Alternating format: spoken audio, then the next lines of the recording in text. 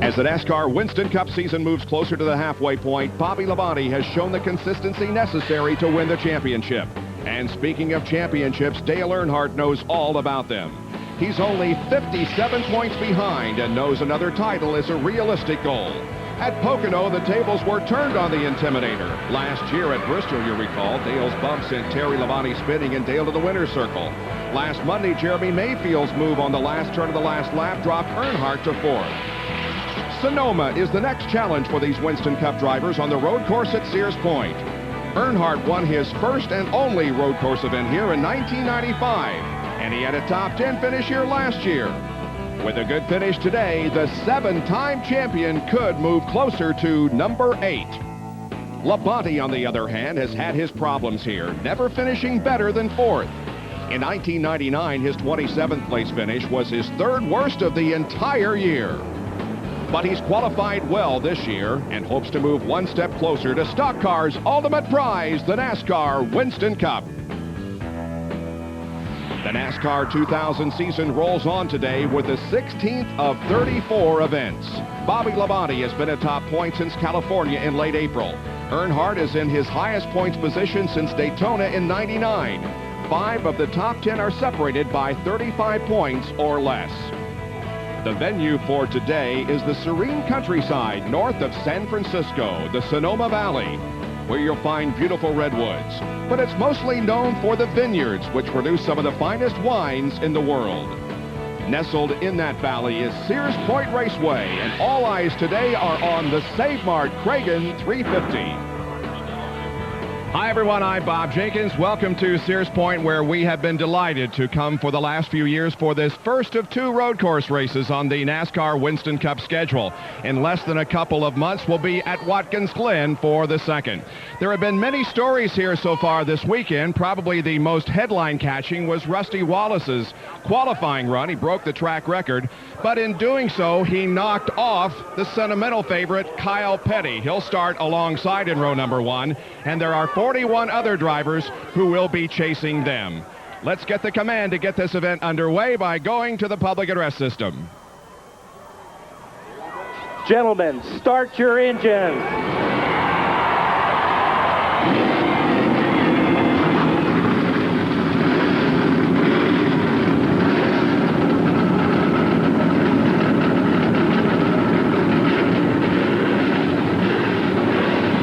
His record-tying 6 road course victories, including 2 here at Sears Point, earned him the nickname Road Course Rusty. On Friday, Rusty Wallace proved his prowess, shattering the track record and capturing the pole. But the hot lap on Friday that drew the heaviest applause belonged to this Hot Wheels Pontiac driven by Kyle Petty. For the fans and even other competitors who stood and cheered Kyle's efforts, the significance of that lap extended far beyond mere minutes or miles per hour. For a family that had lost their patriarch Lee and their Prince Adam all within 6 weeks, there had been no toothy smiles, just terrible suffering. But on Friday, Kyle proved that perseverance and petty pride could push aside that pain, at least temporarily. Kyle Petty knows that a win today won't change history, and it certainly won't turn back the clock. But it might be the first step toward the healing of a broken heart. Simply put, Rusty Wallace may have the speed, Jeff Gordon may have the string, but Kyle Petty has the spirit and the glow from a very special sun that is shining on him here today. Jeff Gordon is a familiar face to fans, his car and its colors a familiar sight, a rainbow of reminders of 50 wins and 3 championships. Here at Sears Point, he hopes for a familiar finish and a return to the brightest spotlight of all, the one in victory lane. For the last 2.5 years, everyone in the Winston Cup Series has been chasing Jeff Gordon on the road courses. Today, Jeff Gordon is finally doing the chasing history. He has a record 5 straight road course wins, and 1 more would tie him for first on the all-time road course win list. He tested an old car in South Carolina in preparation to defend here in California. He calls this car Old Faithful. Both car and driver hope to live up to their familiar reputation today. When NASCAR visits the road courses, you have to look at the drivers who excel in the places where they turn both left and right. Mark Martin has 4 career road course victories. He was the last driver to win here at Sears Point before Gordon started his current streak. Mark checked in 3rd in Happy Hour. Ricky Rudd is another favorite. 5 career road course victories, including 1 here. But when you talk about road racing specialists, you can't forget about Boris Said, Wally Dallenbach, Robbie Gordon, Scott Pruitt, and John Andretti. They came up on the road courses, and in Happy Hour, all were within the top 8, with Andretti posting the fastest lap. As for the rookie Pruitt, he spent some time here on Wednesday driving around the course in a street car to refamiliarize himself with the circuit. And it has apparently paid off. He was 2nd fastest in Happy Hour.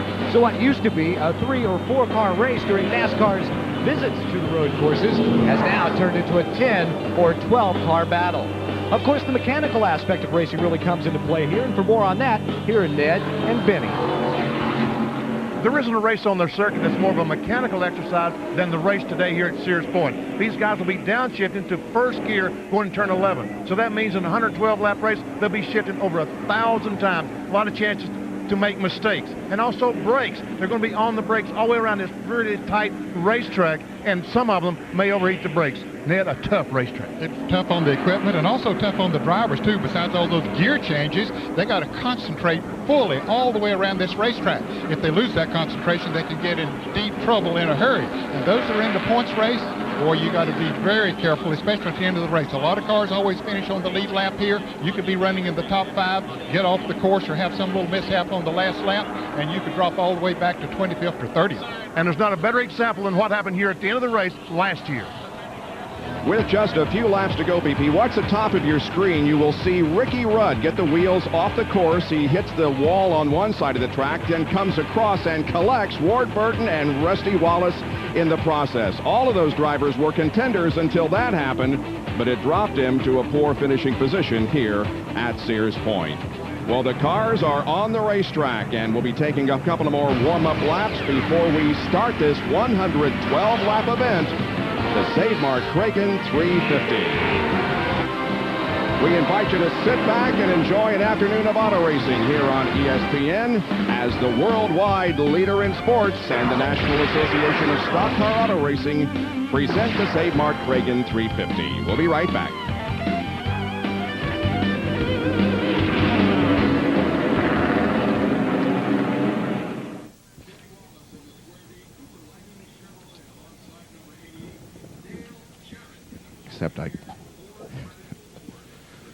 Except what? I couldn't figure out why we couldn't see the cars that were coming down through the S's there behind you guys. All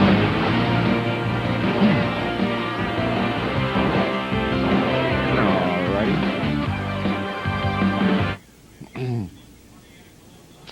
I have the onboards here. Okay. In my little hand. Your hot little hand. My hot little hand. 6, 18, 44, and 2. Mike, sure. I said I had them. And they were Rick Mast, R.K. Smith, and Jeffrey Bodine. Thank you. 27, Mike.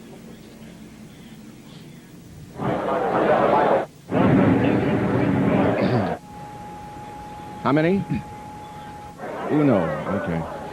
Mike, check Ned. I've changed it a little bit. Does that sound okay? Sounds okay to me. Okay.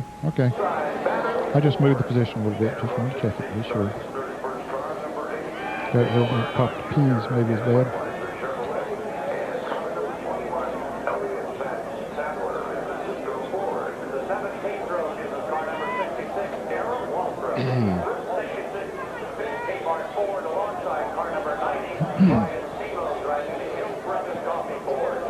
I think we get the green this time. Or? No, I don't think so. They'll close up the field for a minute. Well, right there. There's a guy right there. He's not waving the green light, I believe.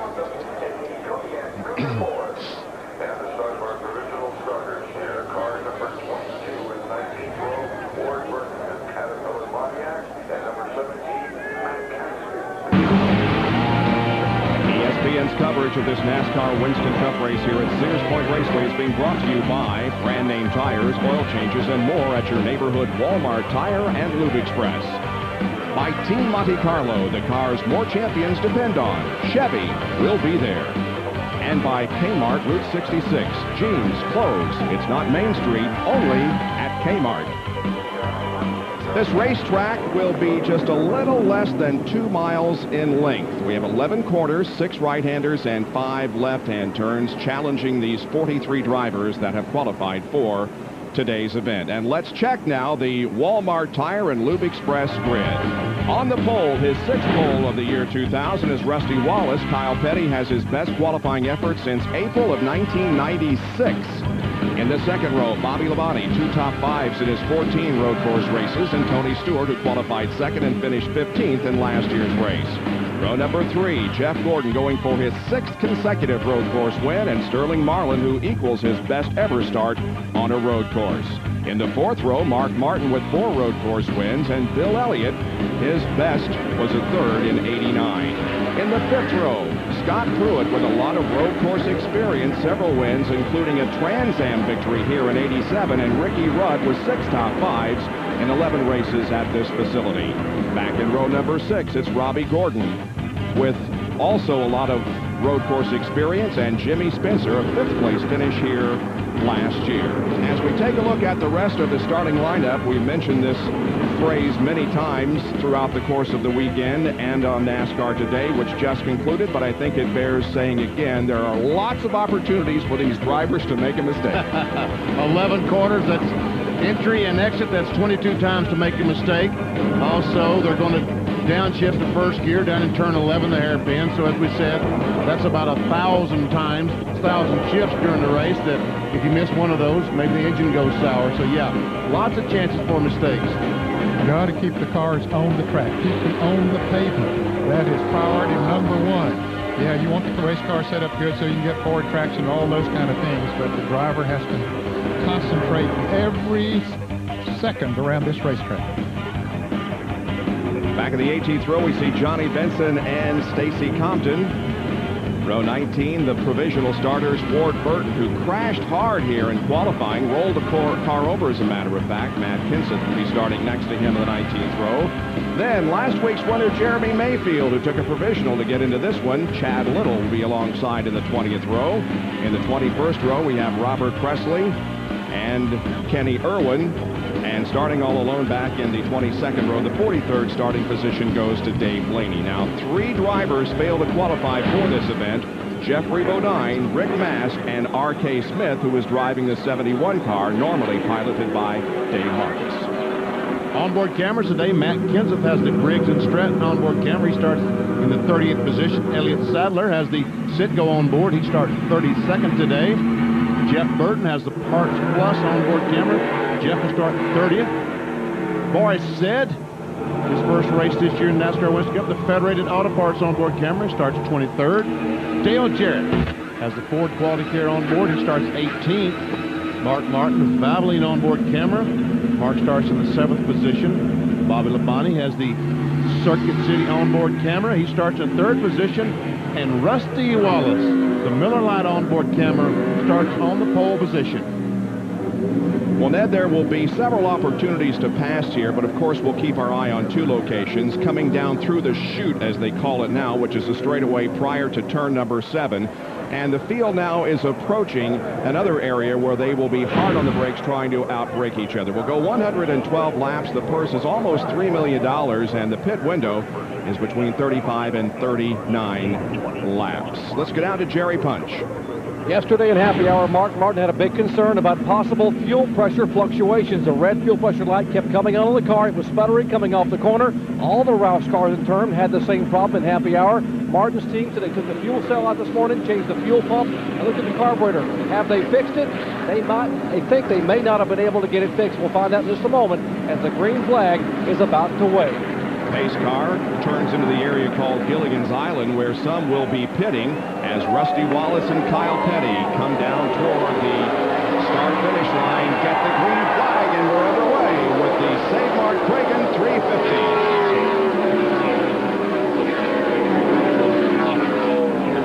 And up at turn 2, this is a trouble spot, always has been. Jeff Gordon trying to get on the inside of Bobby Labonte, take a spot away.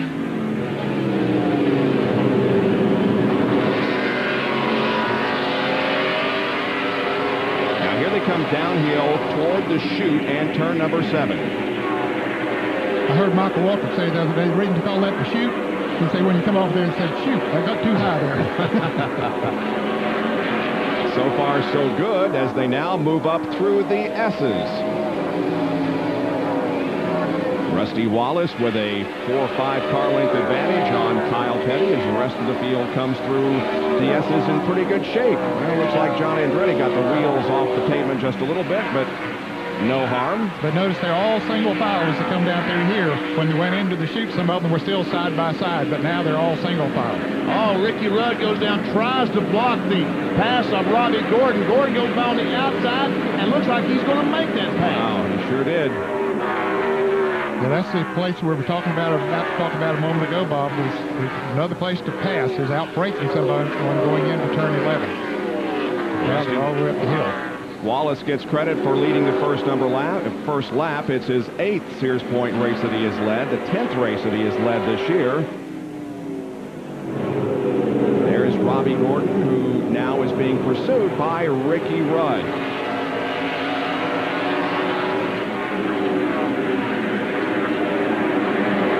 Battle for the 5th position, I guess. Sterling came down the hill, blocked that move of Jeff Gordon, put Jeff up on the curb. And that almost opened the door for Bobby Labonte, but he could not take advantage of the opportunity. And so Jeff Gordon remains in 5th spot. Down through turn number 10, headed down the straightaway to turn 11 once again.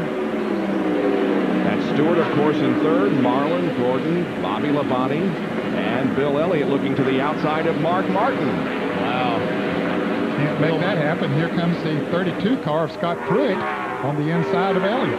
Couldn't make that happen. I thought it was going to cost Bill a spot there, but he was lucky to get back in front of Scott Pruitt. There's not going to be a lot of passing for the first 5 or 6 laps, maybe even 10 laps, till these tires get good and hot and good and slick, and some of these cars will start slipping and sliding, start getting that forward bite off the corner. Then you might be able to make a pass. And here comes the rest of the field. Robert Presley, Chad Little back there at the tail end, along with Dave Blaney. Blaney started 43rd, so he's picked up a couple of positions there. Back up front, they continue to run in the same order. Here comes Rusty, who is driving car number 24 this weekend. The 24th chassis built at Penske Racing South. It's a brand new race car that Rusty is in control of today. We're on board with Kyle Petty, looking back now to Tony Stewart. This is the Conseco onboard camera. Oh, right up against those tires. All these cars, as a matter of fact, walking through the garage area, a lot of them on the right side where the number is, have crushed those tires in their practice and qualifying runs.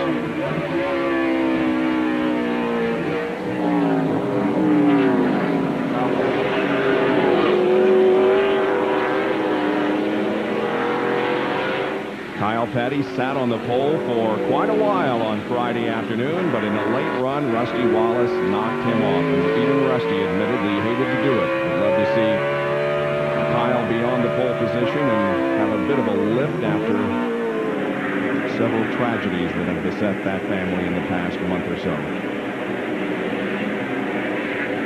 You're watching the action from the Pennzoil Copter Cam, which is circling around in crystal clear blue skies over Sears Point Raceway and the Sonoma Valley.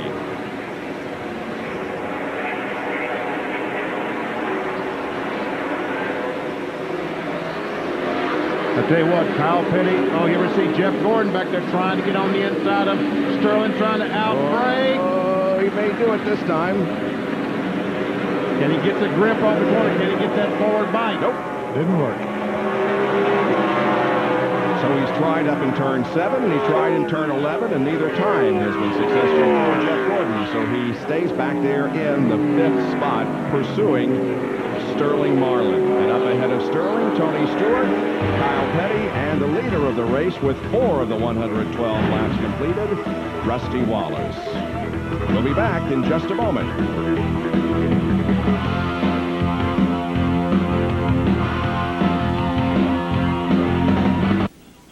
again.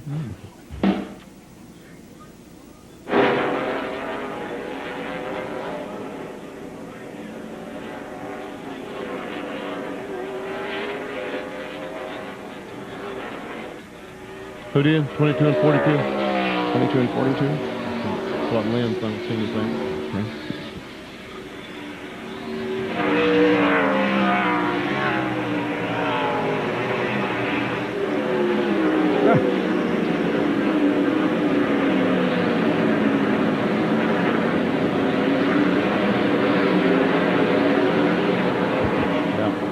Can't do too much of that. You start that vibration.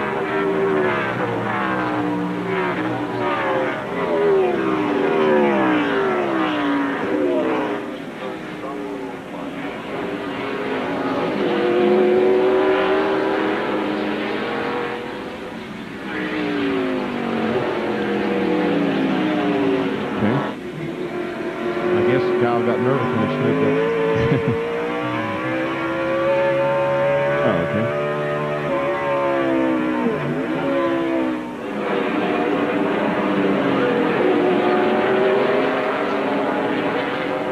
Is that where he slid the tire going in 7?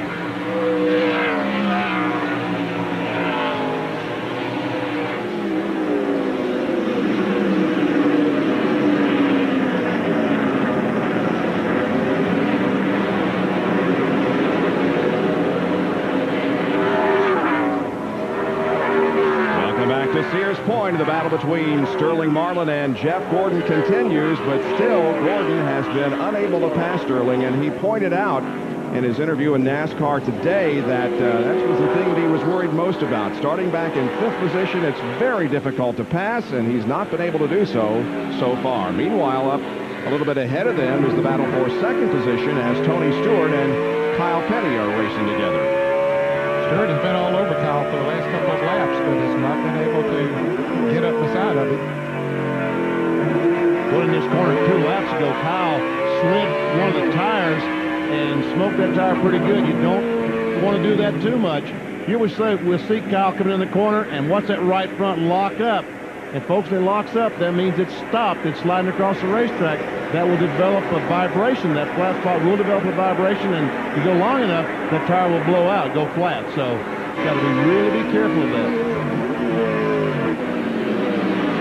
And Stewart will now take a shot at Kyle Petty on the inside in turn 11. Who will win the battle off the corner? Stewart gets a good run as they come to the finish line. Stewart has it. So put Tony Stewart now up into 2nd position. This is also a brand new car for Tony Stewart. Already 2 wins this month, hoping for his 3rd. Chasing his 1st road course victory, however. You know, when you talk about Tony Stewart, you think of him with an open wheel car, with a midget or sprint car running dirt tracks. You say, well, how in the world did he how did he learn to drive road courses as well? But come to find out, he did a lot of go-kart racing on road courses back in his teen years. Yep.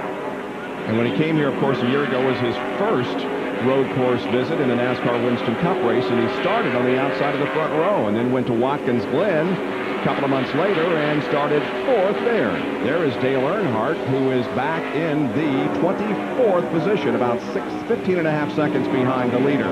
Started 29th, so he has picked up 5 spots.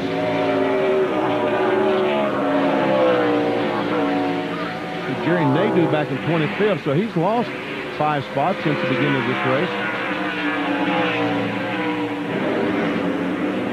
This is a pretty tight group of cars here. There's Schrader trying to go on the inside with the 33. Can he make it? Oops. Oh, a little bump. BJ got into And here comes Brett Bodine. Like I said, that's a pretty tight group there. And Brett will move alongside Wally Dallenbach now. Oh, look at Brett trying to get on the inside. Yo! I think Dallenbach will probably pull him off, but Brett Bodine looking like a road racer here this afternoon. Ralph's Supermarket Ford. This is Jeff Burton, yep. He's behind all of that. He's had a lot of race cars to pass, but he's moving right along. He is up to 26th position now from his 30th position, so he's picked up 4 positions. Mike Hilbin begins his second week as the crew chief on this number 11 car, driven by Brett Bodine. And the car he has driven dates all the way back to when he bought the team from Junior Johnson in early 1996. Meanwhile, Rusty Wallace has put almost 2 seconds between himself and his closest pursuer, who at the moment is Tony Stewart. I'm sorry, see Kyle back in 5th spot, so Sterling and Jeff Gordon able to get by. That's up to 5th now.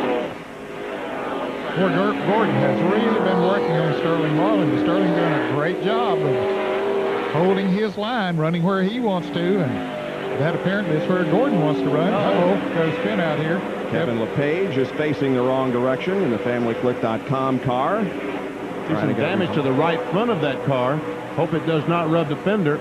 I think Kevin wants a caution flag. Well, you wonder if the engine is stalled or what the problem is. Evidently, the engine has stalled and he's not able to go. I thought I saw the car smoke when he started, but I guess not. See him come down the corner. And there's Jeremy Mayfield. Kevin LePage comes off just, wow. What's going on with him, John Kernan? Benny, he's tried to refire the car, but no luck, and the transmission is hung up between gears. So LePage is a dead duck sitting in the water waiting. He's going to need assistance from one of the wrecker trucks, one of the tow trucks, to come out there and bring him back in, give him a little push maybe. So it does bring out our first full course caution, and it comes on lap number 11 at the completion of lap number 10. Kevin LePage facing the wrong direction in turn number 11. Back in a moment.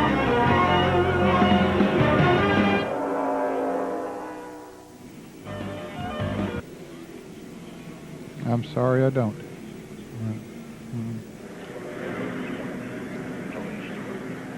Something happened to LePage's car because the thing just snapped around. I mean, it wasn't a... It's almost a normal spin. It didn't look like a normal spin. Okay.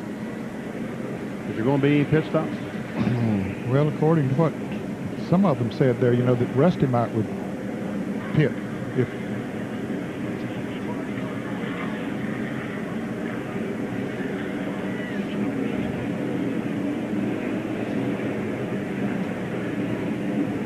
Yeah, it's been great. It's been great. They've been great for my family. Of course, my wife.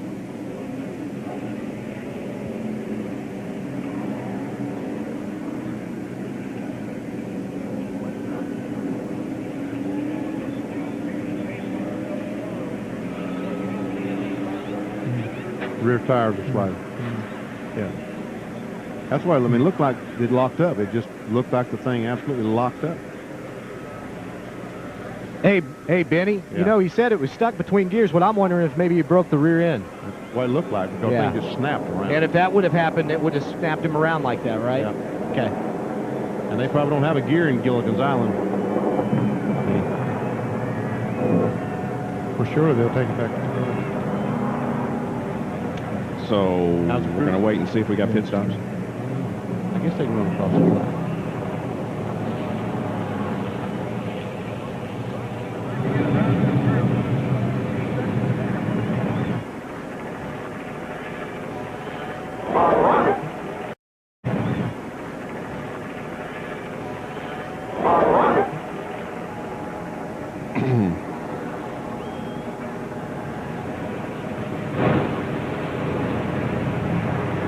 At Sears Point Raceway, where we are under caution. We're wondering whether we're going to have any pit stops. Kevin LePage, who had hoped to celebrate his 38th birthday tomorrow a little more happily, is being, as you can see, dragged off the race course in his car. Will they pit? Rusty Wallace is sure acting like he's going to pit. Yes, he is. And Sterling Marlin didn't. And Jeff Gordon didn't. Jeff Gordon stayed on the racetrack.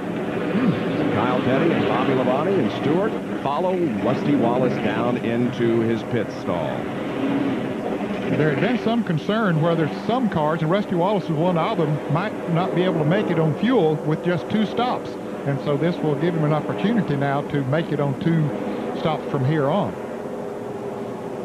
And maybe that's what these guys will stay on. Jerry Punch. And that is indeed part of it, Ned, admitting the fact that they were going to have trouble maybe getting all the way to lap 37 on fuel. They also want to look at these tires. A little bit of concern about these tires exactly going 38 laps.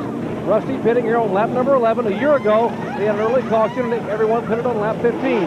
4 tires for Rusty either way. Let's check in with John. Dale Earnhardt stalls momentarily, leaving his pits after a 4-tire change, but he does get out ahead of Jeff Burton. Both drivers took in 4 tires. Earnhardt's team an air pressure adjustment to give him a little more forward bite. To Bill Weber.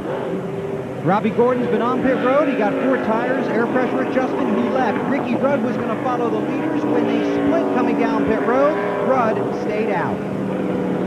Looks like that Kyle Petty was able to get back the positions that he lost on the racetrack with a good pit stop, and so he follows Rusty out of the pits. But of course, they are back of all of those who did not pit here on this caution.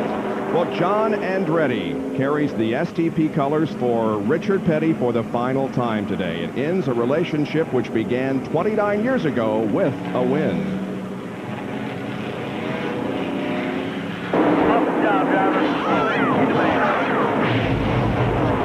STP has been great. They've been great for my family.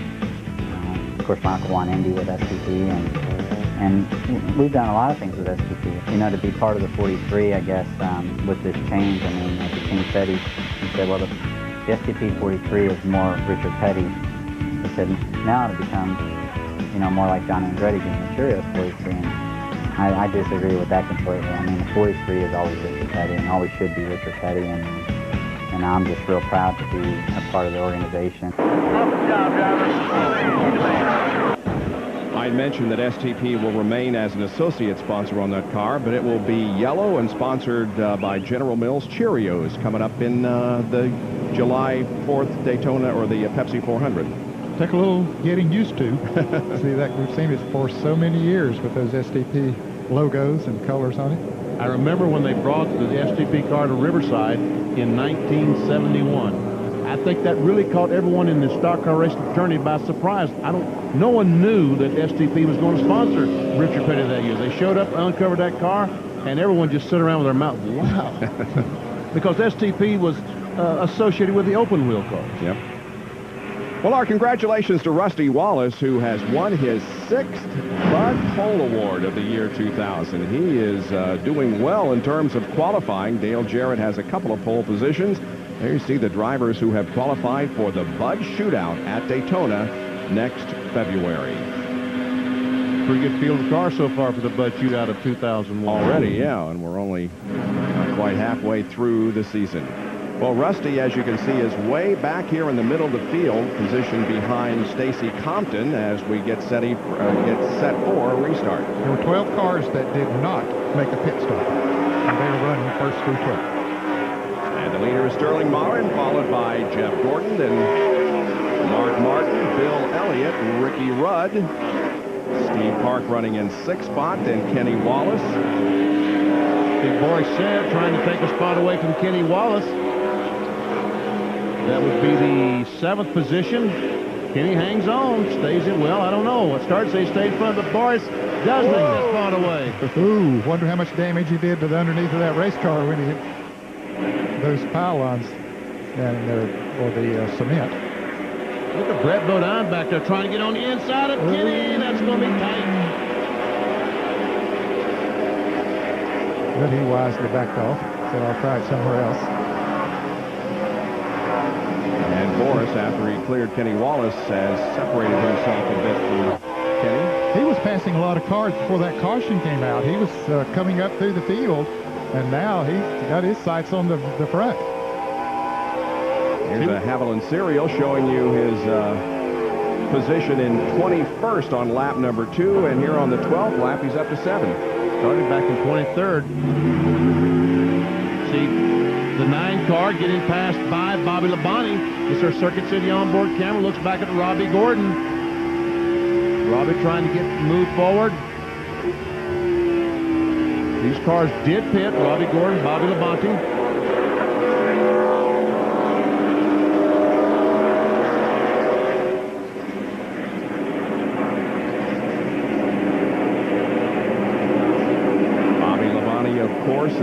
points leader coming into this event, as we're on board with Kyle Petty, who's back in 12th position. Here Kyle downshift. Now he upshifts. Going on board with Kyle are Jimmy Dean breakfast sausage telemetry. What's the RPM? 67. And he shifts. I think he might have an overdrive transmission in that car. See now as he goes down to turn 11. Let's see what kind of speed. It's very, very slow down in this corner. 40, 37, 36, 34 miles per hour. Bobby Labonte gets on the inside of Michael Waltrip. Takes a spot away. That'll move Labonte up to 13th. And John, what is the situation with Kevin LePage? Bob, the tow truck has pushed the car back into the garage area. They're working on it right now. They believe it broke the rear end gear, and they also think that when they pushed the car and the wheel wouldn't turn, that it may have bent the drive shaft. So they're also getting the drive shaft. They're also pulling out a new transmission, too. Backup stand. Big problem on the racetrack. I don't think anybody got hurt badly, but... there's some flame in the back one of those cars. It looks like it might have blown an engine. It's John Andretti. Boy, the fire is coming out of that car big time. He finally gets it stopped just shy of turn number 7. I think he's knocked the oil cooler off the car, and that's what, when we saw the flame, I think it broke the oil cooler and oil line, and when that sprayed the oil on the exhaust system, that's what caused the fire. Caution flag is out. Sean pulled it off the racetrack, getting out of it now. Man, oh man. There's still some fire back by the gas tank. There is. The fireman right there on duty, though. They'll put it out. Big hopes for John Andretti today. He was the fastest in happy hour. I really thought that he might be able to win this thing today, but it ends in a bit of flame and some smoke on the 43 STP car. Let's take a look at what happened when the whole thing started up around turn 2. Well, there's Brett Bodine. The 11 car was off the course, and let's see, there's Bobby Labonte coming up on John Andretti. Everything looks okay right there. Rusty Wallace might get into Brett Bodine. Yeah, I think he might have just touched him there a little bit. Around goes Brett. He nails the gas, so the car starts stopping because of the view being obstructed. And evidently, somebody stopped. Dale Jarrett has an onboard camera, the Ford Quality Care. We still haven't seen who John. We haven't seen the 43 car, but I don't know he ran the back of. That's scary looking. And we saw the water on Dale Jarrett's windshield or camera lens, which means that John Andretti, not only the oil cooler did he break, he broke the radiator. Well, he's been able to pull the car off the racetrack down in the turn 7 area, but it does result in our second full course caution here at Sears Point. The cars come up through the S's, and now will we see more pit stops now? Well, there were 12 cars that did not stop during the last caution, so you wonder if maybe they will come in now. They've only gone a few laps since then, but I would guess they will come in.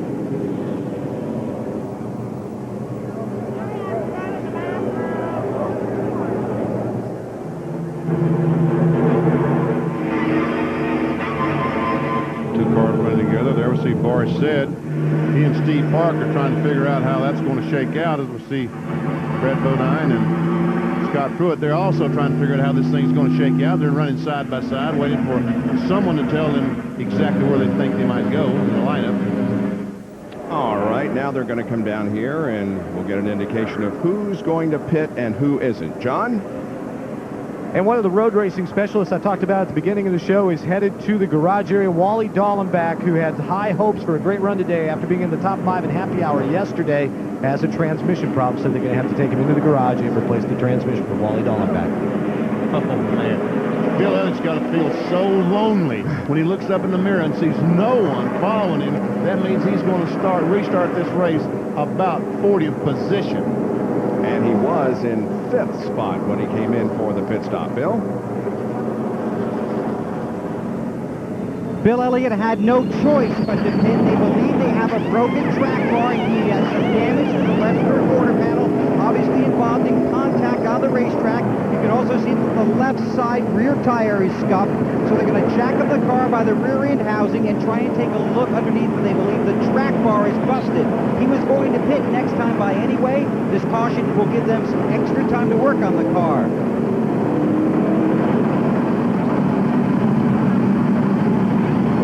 Clock keeps ticking and Bill Elliott remains on pit road. But we are under caution here, and the reason for the caution was an incident up in the turn 2 and 3 area as a lot of flame was seen from the John Andretti car. He is pulled off of the racetrack and appears to be out of the race.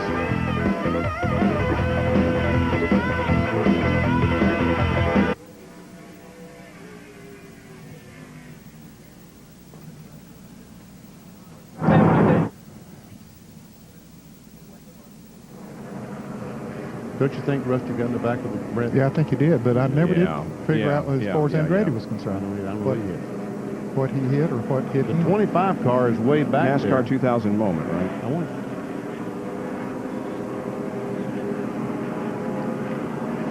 Have you guys in the pits heard any conversation about who Andretti might have run in the back of?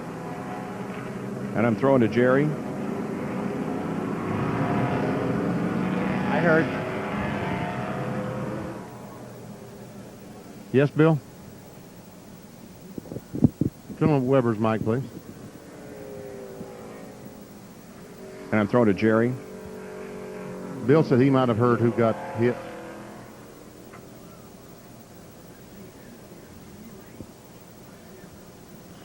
Chevy, have any idea who Andretti might have run the back off?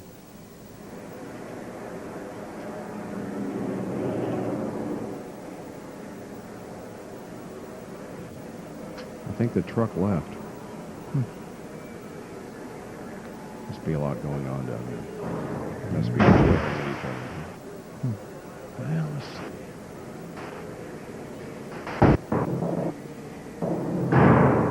I'm throwing to Jerry, right, Neil? Oh, okay.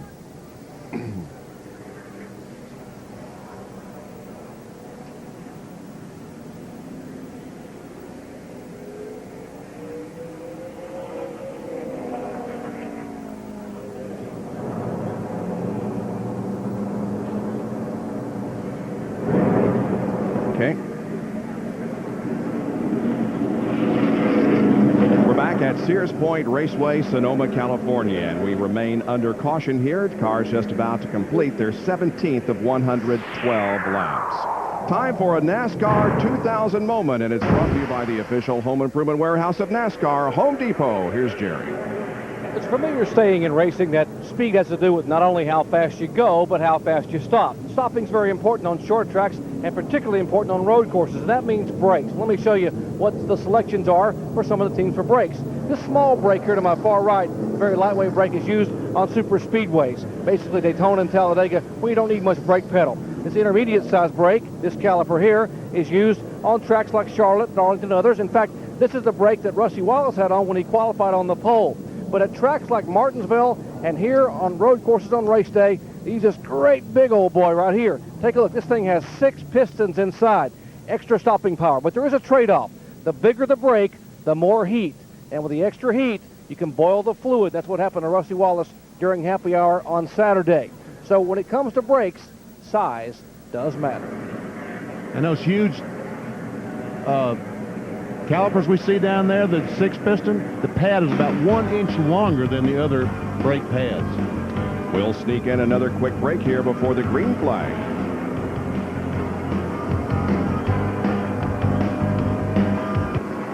Somebody told me that once. I can't remember who it was. Was it CJ? Only on brakes. Green flag next time. Ned, back there you sit, there's a guy back there at turn 7 with a green flag. When he steps up on that flag, means they're going to go green. Any idea who, Neil, Andretti might have run into?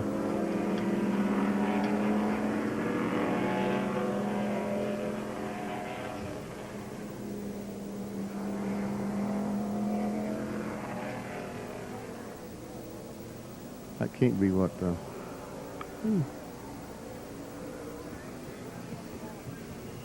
Oh, I didn't catch it quick enough while ago, but Kevin LePage was not pitting in the island. Oh, they dragged him into the island. That's right. Yeah. That's right, he wasn't. He didn't hit 24.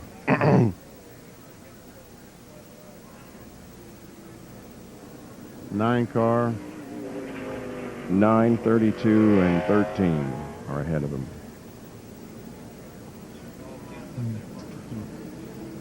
26. More superb timing, Neil.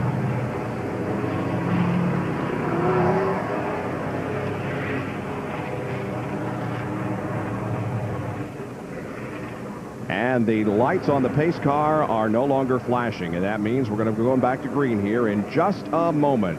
Sterling Marlin and Jeff Gordon are the front two. Here's John Kernan. Brett Bodine has been on pit road twice after getting that spun out. The car has been really loose, or really tight, I should say, so they made a shock adjustment. Jerry Nadeau has been on pit road. They've actually moved the track bar position on that car because it was rolling over in the turns. How did Jerry punch? And no drive-through service here, unfortunately, for Bill Elliott. He sits up on the jack stands, as you heard a moment ago. A broken right rear truck arm. They are trying to weld the truck arm back in place. Bill Elliott sits on pit road as the field flashes by for the green flag. And Sterling Marlin gets a pretty good jump on Jeff Gordon as they head up the hill once again. Sterling Marlin leading for the third time in the year 2000.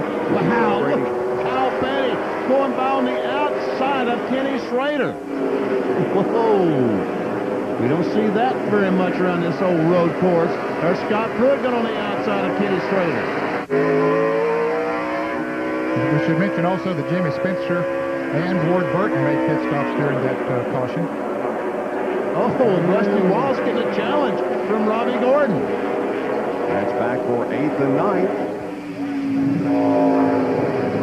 We're here through the S's now. Not much passing goes on through this area.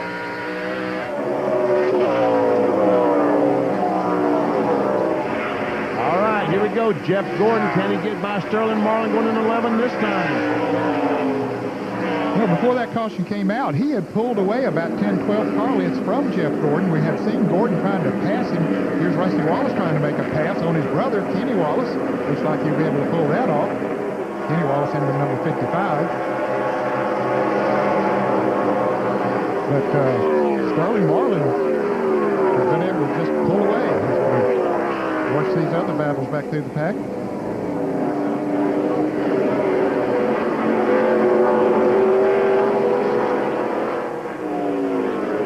Well, this time he's not pulling away too far, is he? Scott Pruitt there in the Tide number 32. Grew up in Sacramento, not too far from here, 60, 70 miles from here. Here's Robbie Gordon making a bid to get to the inside of Kenny Wallace, and in the meantime, Kyle Petty's all over him. If you're going to be offensive on this racetrack, you might ought to think about the defense when you're doing it. A Conseco onboard camera, Kyle Petty.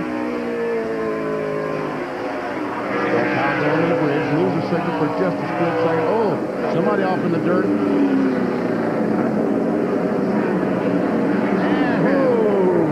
Pruitt smokes him going into the corner and gets to the inside of Tony Stewart.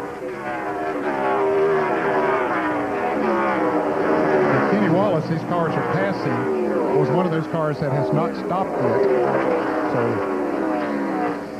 those fresher tires appear to be working okay for him, but the older tires are working okay for Sterling Marlin, Jeff Gordon, Mark Martin, and Ricky Rudd, who are running up front. Robbie Gordon, Kyle Petty gets by Kenny Wallace.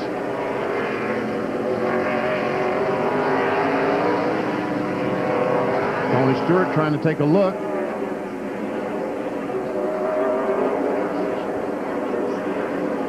Looks like they make the pass. Scott Pruitt comes in there too. Hits the curbing down on the inside, but still gets by. Scott Pruitt in the Tide number 32. So that's going to move Kenny Wallace out of the top 10 right now. And here are the two at the top of the point standings in Winston Cup competition. Bobby Labonte, followed by Dale Earnhardt. And right now they are 14th and 15th. And Jeff Gordon now looking to the outside of Marlin. That won't work. He tried the inside how many times, and that didn't work either. So he said, which way do I go? Can't go over the top. Rusty led the first 10 laps, and Sterling Marlin has just completed the 11th lap up front. And right now, Jeff Gordon is starting to put a lot of pressure on Sterling Marlin. As we see, Rusty Wallace has moved back up into the 5th position.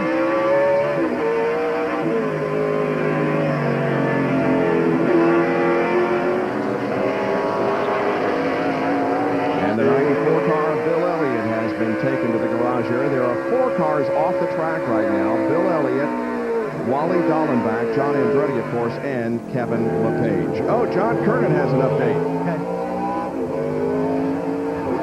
Boris said just radioed in and told his crew he has a tire going down, so the crew has jumped up on the wall ready with 4 new tires.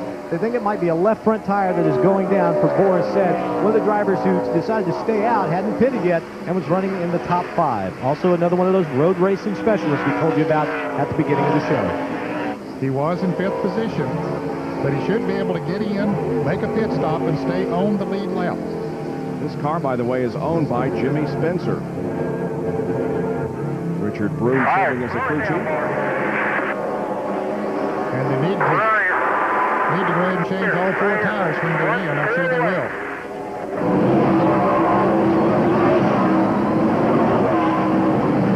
Sanders in. I'm looking at the left side tires, and there's a spin. Jerry Nadeau is spun down in the hairpin, but gets it going again.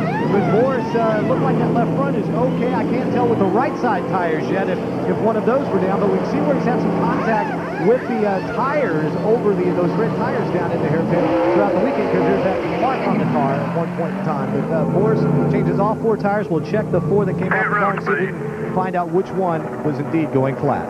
Got to be careful leaving pit road when you're pitting down that far and you're trying to get back on the race. And we see some smoke coming from Jeff Burton's car. A lot of smoke out of Burton's car.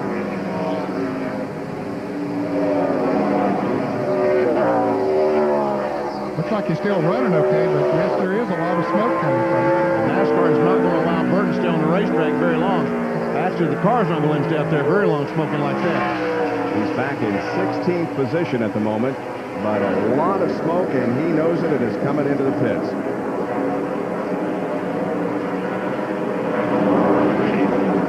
Looks like an oil line may be leaking a little bit. Down to John Kernan once again. And Jeff Burton hits his pit. What Frank Sonder and Jeff are talking about, no problems on the gauges, but they think that the sheet metal, they think they might have gotten hit by somebody else. They're checking to see if the sheet metal is rubbing on the tires. They're changing all 4 tires as he stopped. There's no more smoke coming from the car, so I doubt that it's oil or an oil leak or anything, as the NASCAR inspector looks behind the car to see if oil is coming out of the car. Now they're not quite sure what it was, because apparently the fenders were not rubbing on the tire, but now as he leaves pit road, I can still see a little bit of smoke coming out of that right rear. Hey, John, look at that right front tire. Wasn't the inside of the right front tire covered in oil? Benny, I am like 5 pits down from that, on my way up to that. All right, looks like the inside of the right front tire was just covered in oil. You see, Jeff Burton has not fixed the problem. A lot of smoke still coming up from the 99 car as he is at the top of the hill. Jerry Nadeau had a spin down in turn number 11, the hairpin, just a moment ago. Look at the top of your screen. There he comes down on the inside. Apparently just breaks loose with him. He got it righted and went on. He was back near the back of the pack because he had made a pit stop earlier. Trying to pass Brian Semo. Brian Semo is driving the Hills Brothers Coffee of Junie Donlevers this weekend on the road course. And Stacy Compton has a problem with a little bit of smoke from that car also off of corner number 11. There is Ward Burton passing by. Ward is currently back in 36th position, but he is one of the drivers that made a pit stop during the last caution. That car that Stacy Compton is driving competed here at Sears Point the last 2 seasons. It was the last car that Lake Speed drove before his retirement. It is Sterling Marlin leading the Save Mark Kragen 350 by a few car lengths over Jeff Gordon. Mark Martin, Ricky Rudd, and Rusty Wallace are the top 5.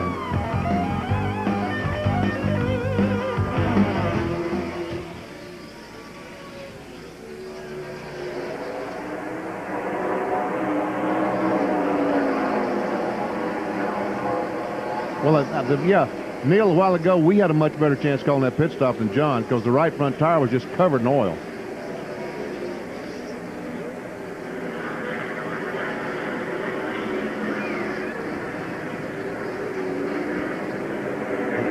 Wouldn't be surprised if it's not the... Yeah, Benny, I had been down in Boris said, so I was running up here, and when he got here, I had to run over and look at it. I was listening to him, and all Frank and Jeff were talking about was that they thought that he'd gotten into somebody and there was a fender rubbing. But so, it wasn't right, oil line. There's an oil, and there is oil all over the right front tire. It's either an oil line or something else. They put the hood down. I'll see if they've got it fixed. Might be the valve spring oiler. Yeah. I'll check here as soon as Frankie's finished.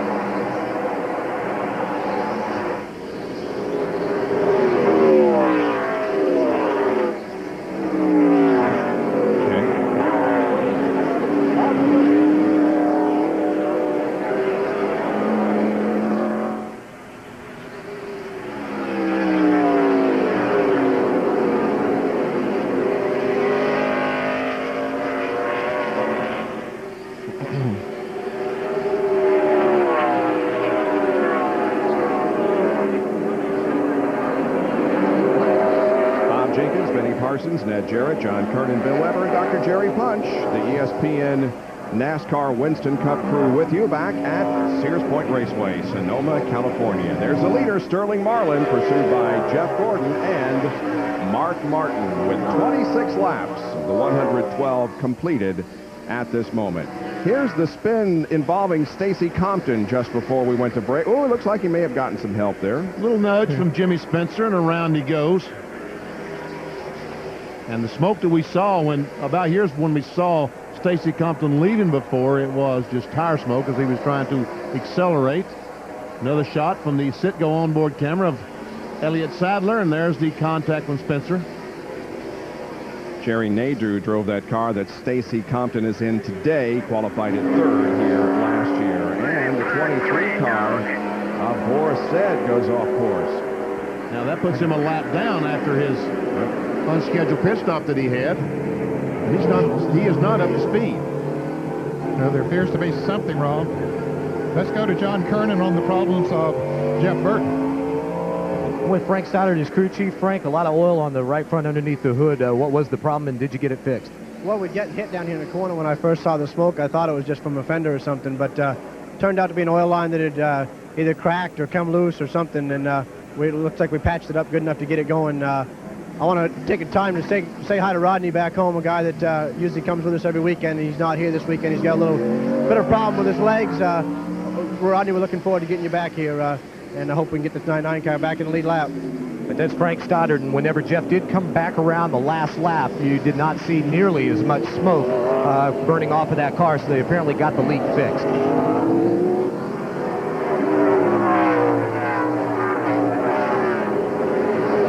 Didn't want to go up in turn 2 off the racetrack. He's slowly working his way back towards pit road, but limping back towards pit road.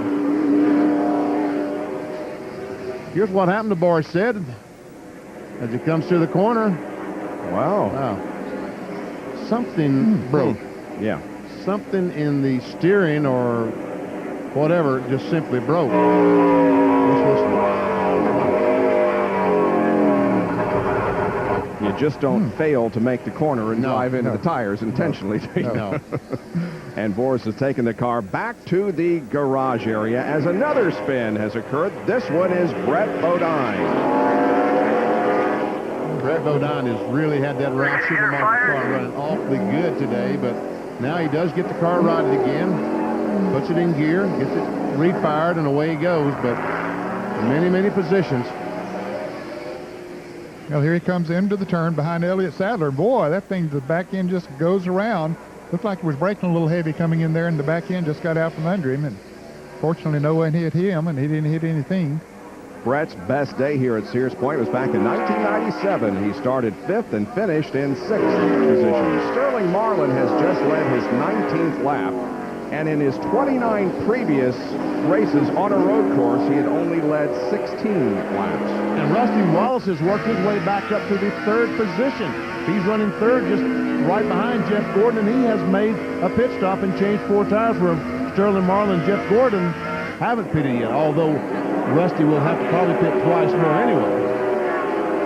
Yeah, they all will have to pit at least 2 more times. But he can go a good while out there before, well, he pitted on lap 11. So he'd have that many more laps that he could go before he would have to pit. These other guys will have to come in the next, certainly within the next 10 laps and maybe the next 8 or 9. On board with Mark Martin, looking back to Ricky Rudd running 5th. Right behind him is Robbie Gordon. Ricky Clojan right on the back bumper of Mark Martin. Rudd has 5 road course wins, 1 here at Sears Point, 2 at Watkins Glen, and 2 at Riverside. And Bill is with Boris Said. Well, Boris able to smile. What happened? We broke a left front control arm. I mean, I felt something going bad. I was hoping it was a tire going down, but we came in, they put tires on, and you know, the steering wheel, it just wasn't turning. It was all wacky. So the Federated Auto Parts gave me another great chance. We were running near the front. We were just biding our time, driving around like we were going to the grocery store. So, you know, I really want to get a good run for everyone at Federated because they've been supporting me, and you know, I've just had tough luck. But you know, I'm not unhappy. I mean, it wasn't my fault. I'm just going to come back at them hard at Watkins Glen, and you know, hopefully run at the front again. You know, I just want to thank Jimmy Spencer for the opportunity, and especially everyone at Federated that's been giving me all their support. So if anyone out there likes me, go to a Federated Car Care Center, get some, get your car checked out. Thank you, Boris, for the commercial there. We'll be sending you a bill. Well, he should have said he was riding around like going to a Save Mart supermarket instead of a grocery store. Yeah. Earnhardt. And we see Robbie Gordon trying to get on the inside of Ricky Rudd, but Rudd in that Texaco car pulls him off the corner. These guys have been having a good battle the last few laps as Gordon just tries to get around Ricky Rudd and go into 5th position, but the pursuit continues. Bill Elliott is coming back onto the racetrack here on the 32nd lap of the race. The top 5 now are Marlin, Gordon, Wallace, Martin, and Rudd.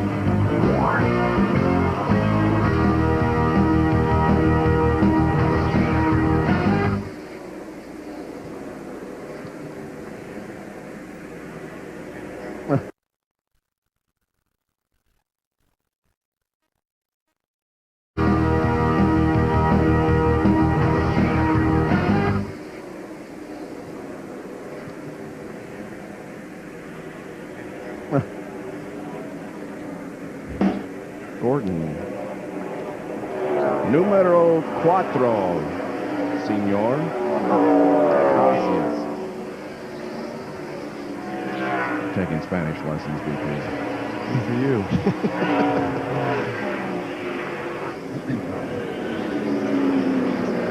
Sterling Marlin been mighty impressive, hasn't he? Yes, he has.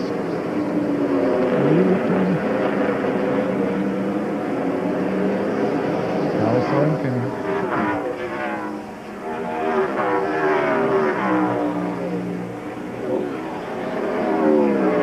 If we ever talk about spotters where you need a shot, they're up with a tank up behind turn 2. Mike Wells. Up there? The spotters are up by those tanks up behind turn 2 if you ever need a shot of them or anything. Yeah. Well, you did? Okay. Okay, now who won the Busch race? Ron Fellows, right? Ron Fellows. Yes. He did.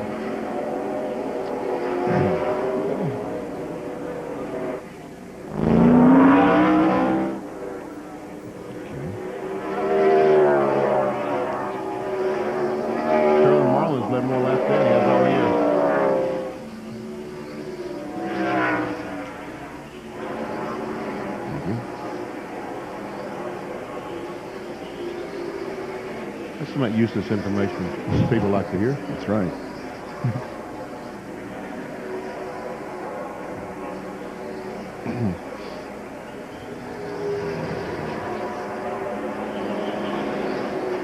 Top three remain the same here at Sears Point Raceway. You have already seen one race today on ESPN. That was the Busch Series event at Watkins Glen, which was won by Ron Fellows. This is number 2, and we've got 2 more for you later this afternoon.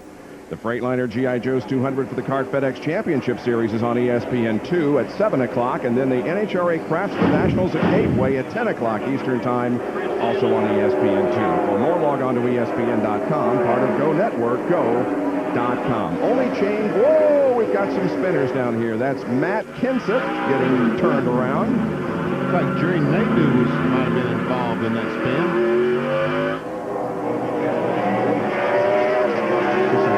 To the right rear of the Ford.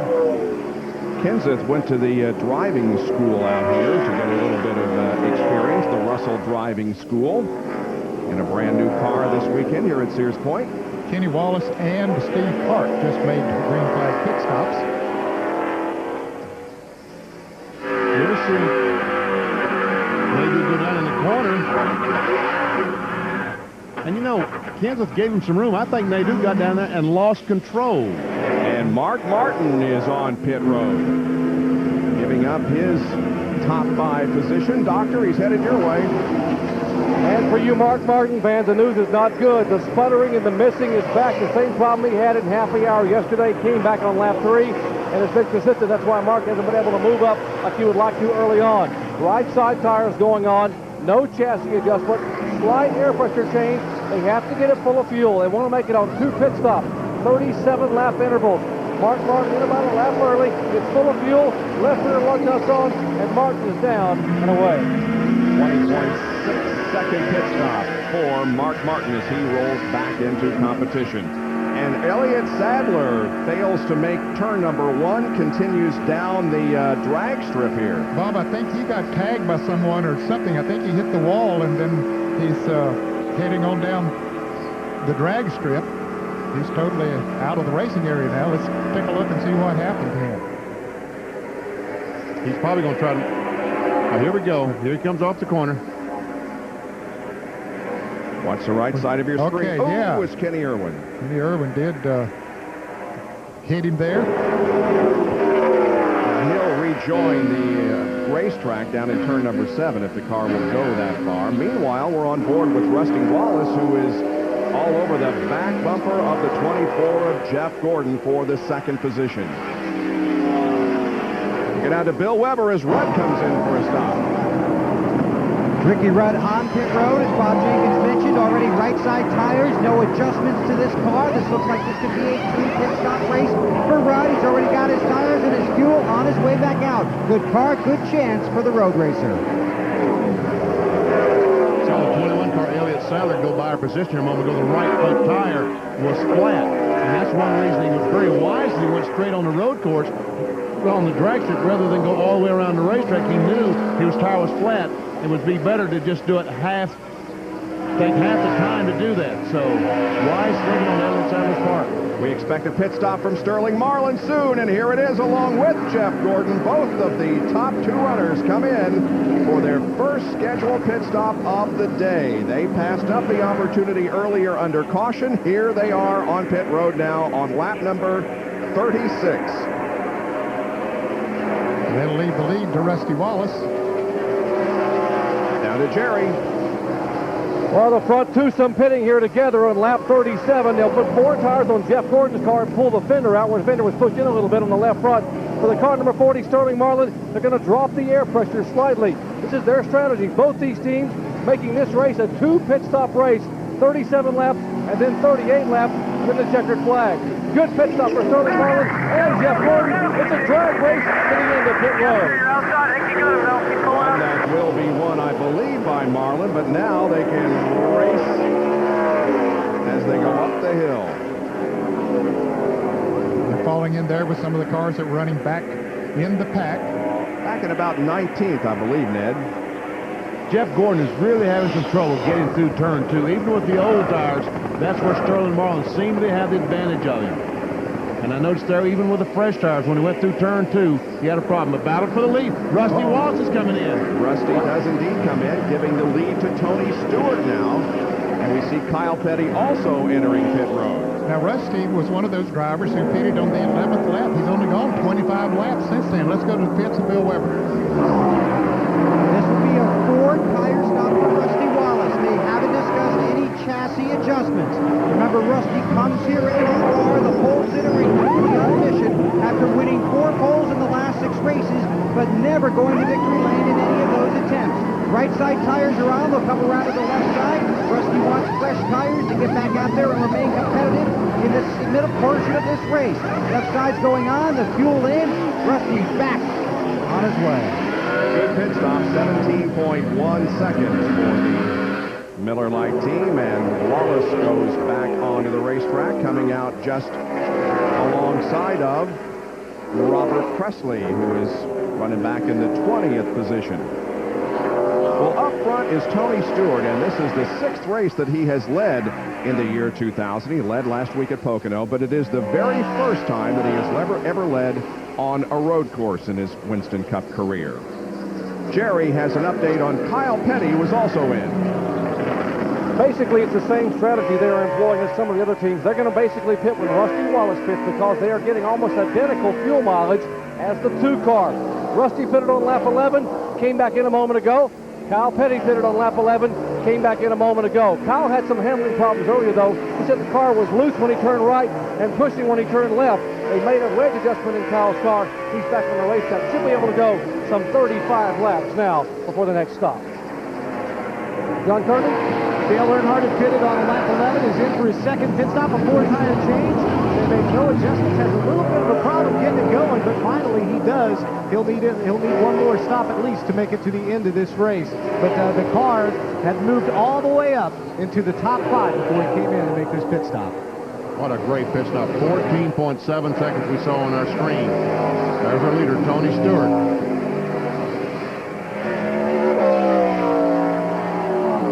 The last 2 out of 3 races in this series. He won at Dover, won at Michigan, was 6th last Monday at Pocono. Tony Stewart's coming in. That's going to give the lead to Robbie Gordon. It looked like he had a notion. Yeah, I thought he was too, man. He decided to go on and lead this race for a little bit. So Tony Stewart is in, and so is Bobby Labonte, who gives up his 3rd position to make another pit stop. Jerry, we'll give it to you again. And they are going to make a track bar adjustment in Tony Stewart's car. Watch, they're going to go down 1 round on the Home Depot Pontiac. See the big rod going in the left rear? They're going to make 1 round adjustment on the track bar to try to get Tony's car handling. Right front tire rolls away. The 18 car, they're making an air pressure adjustment on the Interstate Batteries car. A point leader, Bobby Labonte. Left side tire's going on. Left side tire's already on Tony Stewart's car. And Stewart is out of the way, and there goes Bobby Labonte.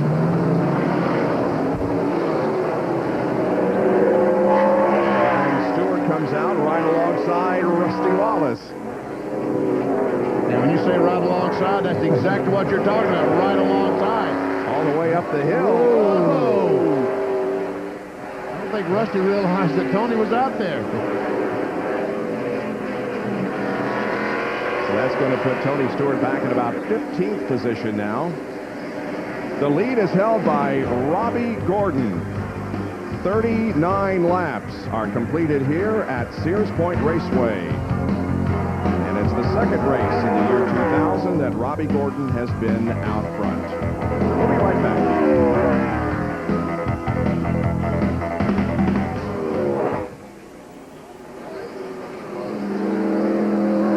Man, explain to me why.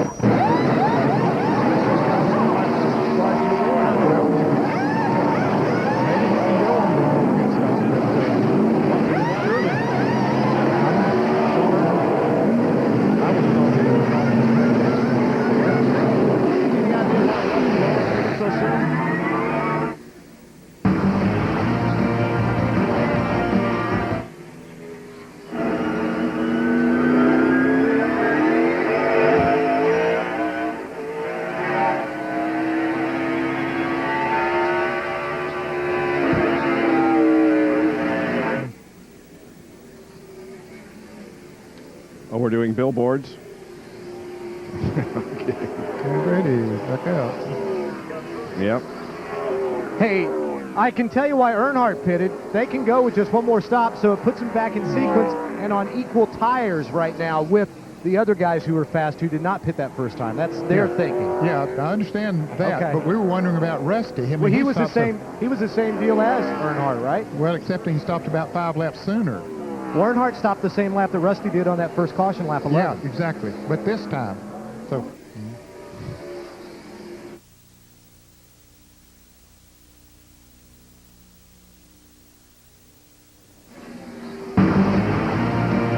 ESPN's coverage of the St. Mart Kragen 350 at Sears Point Raceway is being brought to you by Brewery Fresh Budweiser, official beer of NASCAR. Hey, race fans, this Bud's for you. By Chevrolet Trucks, the most dependable, longest-lasting trucks on the road. And by Conseco. Well, we have Robbie Gordon out front by about 5.5 seconds over the number 32 car, driven by Scott Pruitt.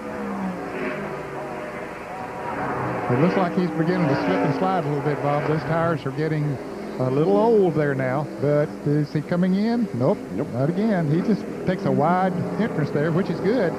But every time he does that, it looks like he's coming in a bit. Look at him slide coming off of that corner. He is not getting good traction off of that corner, Benny. No, he's really losing grip, and I guess that's why Rusty Wallace pitted so soon. We talked during the break. We talked to the pit reporters, and they felt like they wanted to be out there with the same tires that the competitors had.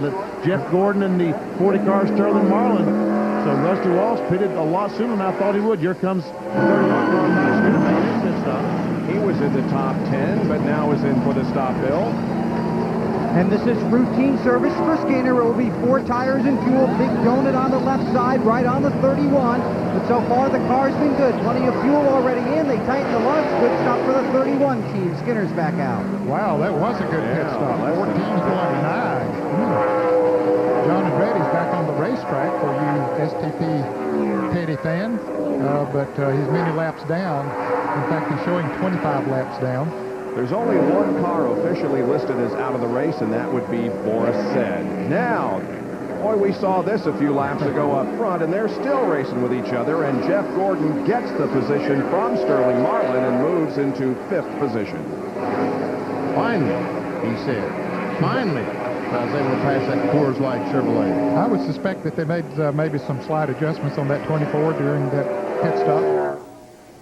Maybe made the difference, and I would doubt if Sterling Marlin's team made any adjustments because it didn't look like they needed to. That car had been so good. Kenny Irwin and Mark Martin racing together here. And the 3rd place car of Bobby Hamilton has relinquished that spot for a pit stop. Bill?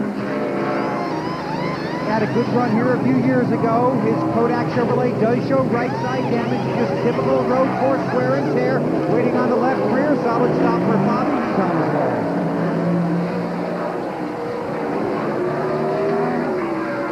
I saw Jeremy Mayfield pass the leader just a moment ago. He has stopped and has fresher tires than Robbie Gordon. He was a lap down now. If the caution were to come out, he could go all the way around the racetrack and make up almost 2 miles. Yep. Robbie Gordon has got to pit sooner or later because the car is just really slipping and sliding. Robbie did a lot of testing in preparation for this race, and here he comes. He was 3 times at the road course facility in Kershaw, South Carolina, hoping to get this car right for the pit stop. And he hits the brakes to make the speed limit as he comes down to pit road. Bill Weber, he's going to be in your vicinity very, very shortly. Robbie Gordon hunting down his signboard on a vacant pit road. This is a very critical pit stop for this team. You can gain or lose your positions on pit road. This is a pressure situation for these guys, not running at the front very often. They do make a track bar adjustment. Other than that, it's 4 tires and fuel waiting on the jack on the left side. This is taking a long time. This is a longer stop.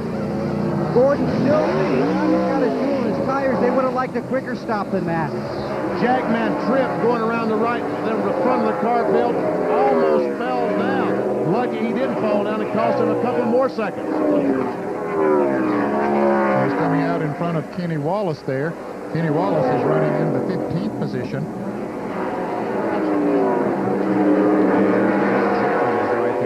the 16th spot.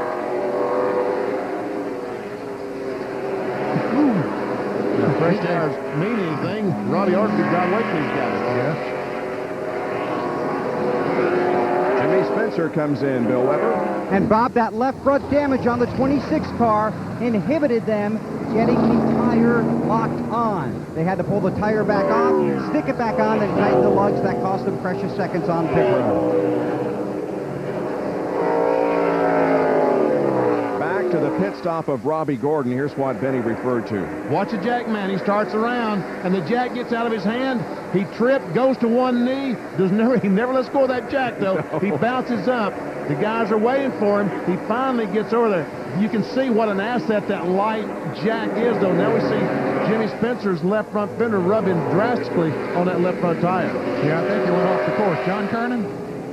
Dale Earnhardt Jr. is in for his pit stop. It'll be 4 tires, and as you can see, a lot of damage on that left front fender. Couldn't tell out on the track if it was rubbing at all, but yeah, they will pull that left front fender out, get all 4 tires changed, pull the fender out. No adjustments. Jr. is away. Dale Earnhardt Jr. keeps it under the speed limit. And we saw that damage by Jimmy Spencer. The other damage there is he gets in contact with the 25 car. And then Jerry Nadeau to turn 2 and drives her off course. Yeah, gets out into the tires. So Scott Pruitt picks up the lead, but now he is in for a pit stop on the 46th lap of the race. Jerry Punch. Second of what will probably be 3 pit stops for the 2-time Trans Am and 2-time IMSA GTO champion, the road racing specialist Scott Pruitt, trying to get his first Winston Cup win here in just his 13th career start. They will change 4 tires, no adjustments, no air pressure, no wedge, no track bar, but they've got to get it full of fuel. Good pit stop so far. Left front tire off, left rear tire off. Lug nuts are on, flawless pit stop. Pruitt tied forward in the way. And with all the pit stops and the 5 drivers that have been in the lead in the last few minutes, guess who is up front now? Jeff Gordon. There he is. He's got a 2.8-second advantage now on Sterling Marlin, and so the driver going for 6 consecutive road course wins is at the front of the St. Mart Kragen 350, 46 of the 112 laps completed.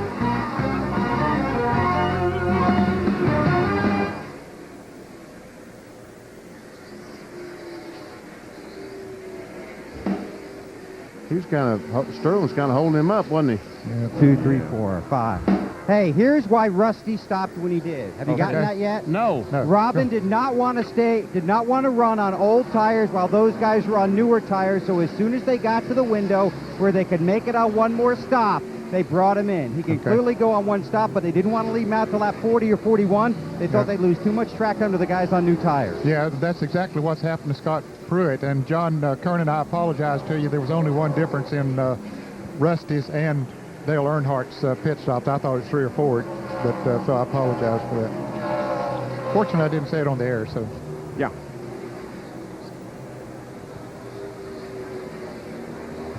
Okay.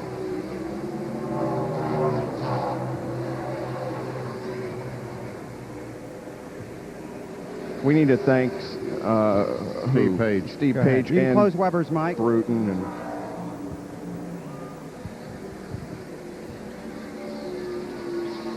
Urich, Michael Urich.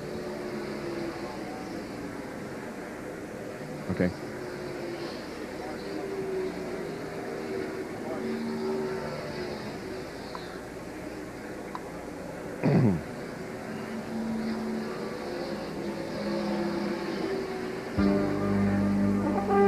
Well, the beautiful Sonoma Valley is the home for Sears Point Raceway, home of a lot of fine grapes, too, that make that great wine. And we have enjoyed coming out here for the last several years. As we enter the second half of the season, we say goodbye to some of these racetracks, but we certainly want to take our hat off to Steve Page, Bruton Smith, Michael Urich, all of the people here at Sears Point Raceway for their great hospitality.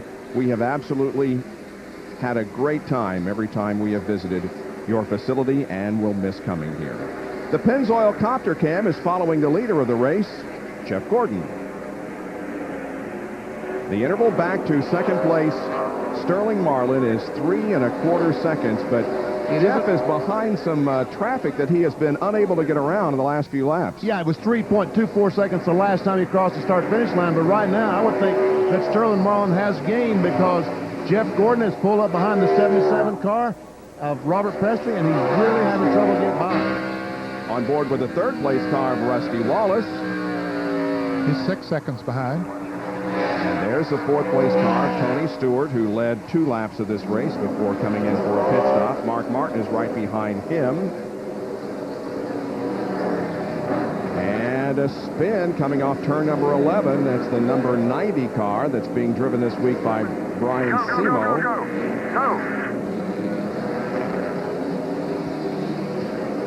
No caution.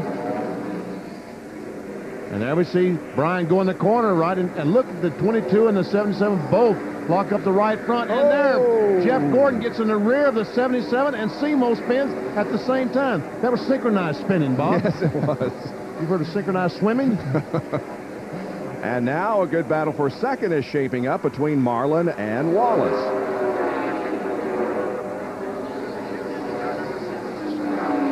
Either Sterling's car is not performing quite as well as it did before, or Gordon and, of course, Rusty Wallace have been good all day long. He led the first portion of the race and then got off sequence on pit stops. Jimmy Dean onboard telemetry. Watch as Rusty Wallace goes down 134 miles per hour. Now he will go into turn 10 and accelerate to turn 11. Hard on the brakes here. Trying to get on the inside. Can't quite make it. Let's see what kind of speed he goes down to. 31 miles per hour. He shifts at 8,500. Back to 7,000. Gets back again. Goes up the hill. Yeah, quite an elevation change from down there at the start-finish line to up here at turn 2, and it's even a little bit higher than that in turn 4.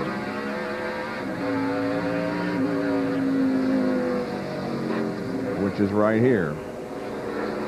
Tony Stewart watches the battle ahead of him.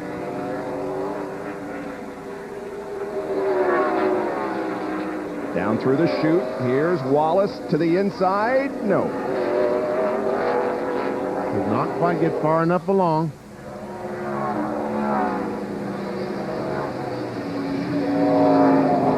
Oh, somebody. Whoa, Rusty is off course. And loses 1 position. Wow, a moment there for Rusty, huh? Yeah. Of course, Stewart got by. Martin moved in closer to him.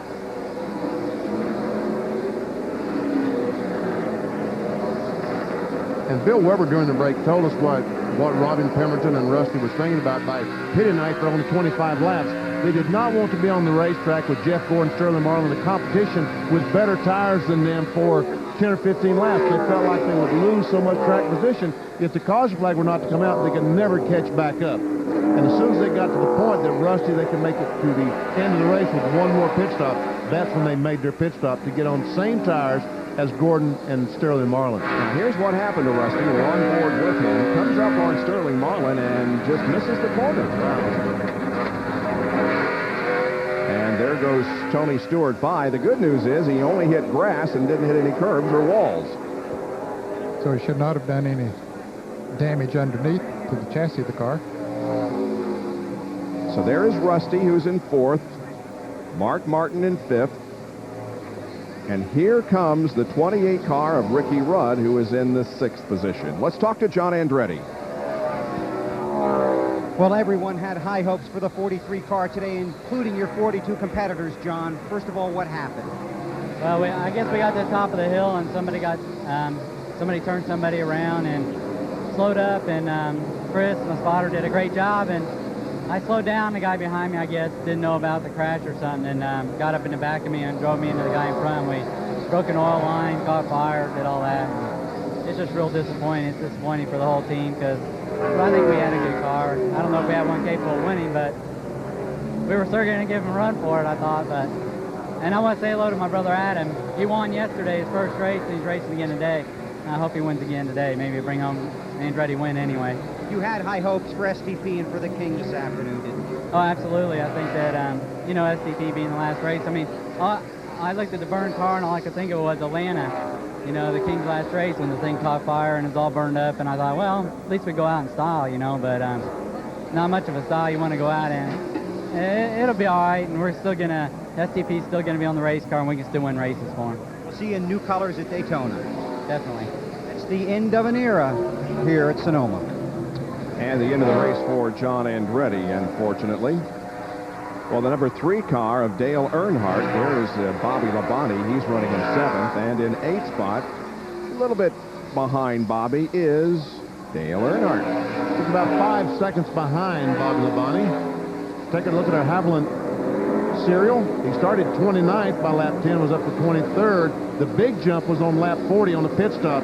He moves into the 8th position, gained 10 spots from 40 until 52. A lot of people think that this is Dale Earnhardt's year to win his 8th NASCAR Winston Cup Championship. He is 57 points behind Bobby Labonte as the 16th race of the year is occurring. We'll be right back.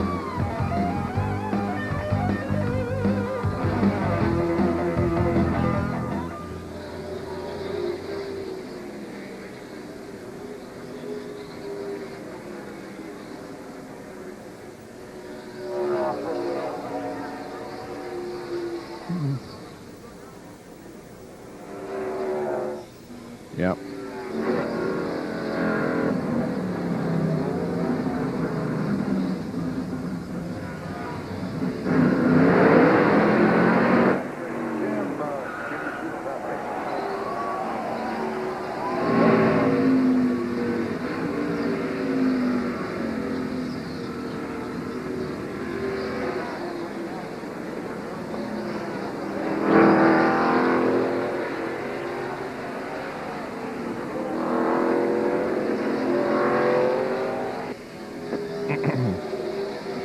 Okay. Where'd Skinner spin? Turn 11. Sterling's Number lost. 7. 7. 7. Sorry. We're almost half done. It can rain now.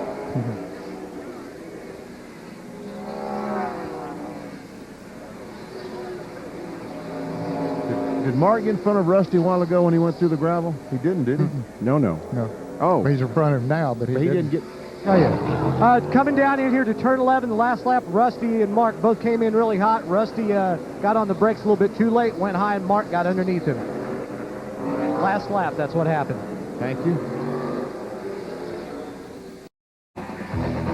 Road course racing and NASCAR Winston Cup competition is a little bit like short track racing. A lot of bumping and banging going on out there, and the spins that we have seen today and the fires have not been common to one area of the racetrack. Here is Boris Said nosing into the tire barriers up in turn number 2.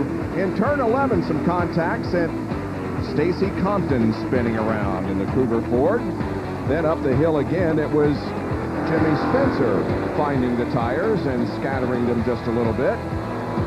And that's just some of the action that we have seen here at Sears Point Raceway. And moments ago, the 31 car of Mike Skinner had an off-course excursion. Let's take a look at it. Looks like it's going into turn 7 on the inside of the 90 car and hit the curbing on the inside, and around he goes. All he did was hurt his pride, lose a couple of positions on the racetrack. Back in 18th position. And also moments ago, now Jeff Gordon has been trying to get around Stacy Compton for a long time, and there is a near miss as he got around him. See, Jeff Burton, the Exide car, was coming out of the pit road, and Stacy Compton moved over to avoid Jeff Burton. When he did, he moved right in the side of Jeff Gordon. Now we see Jeff Burton with fresh tires right on the back bumper of Jeff Gordon. Now, the number 1 car of Steve Park is the last car on the lead lap. He's running in 27th position. Let's get an update from Bill Weber. Okay, Bob, now Benny and Ned, how would you like to try and do this? 2 laps ago, Steve Park pitted for 4 tires and fuel. And one more thing, to find out that his steering, power steering line has leaked. He has no power steering for the rest of this race. Oh, man.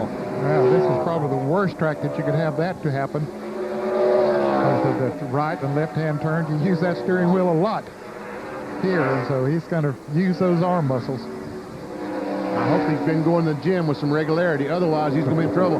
Burton down on the inside of the leader. He's trying to get one of his 2 laps back, and he does. There comes Tony Stewart, the second place car. Sterling Marlin is in third. Tony's about 5 to 5.5 seconds behind Jeff Gordon. And we have reached the halfway point. In fact, we're a lap past the halfway point. 57 circuits are in the books. There's Sterling Marlin. There is Mark Martin, who is running in 4th position, and behind him is Rusty Wallace, the pole sitter for today's race, who is 5th. And since we've seen these cars, Mark Martin has gotten by Rusty and is pulling away from him a little bit. Rusty Wallace right now, the slowest of the top 6 cars in speed. And Ricky Rudd and Bobby Labonte, the points leader. Bobby sitting there in 7th position. Rudd in 6th.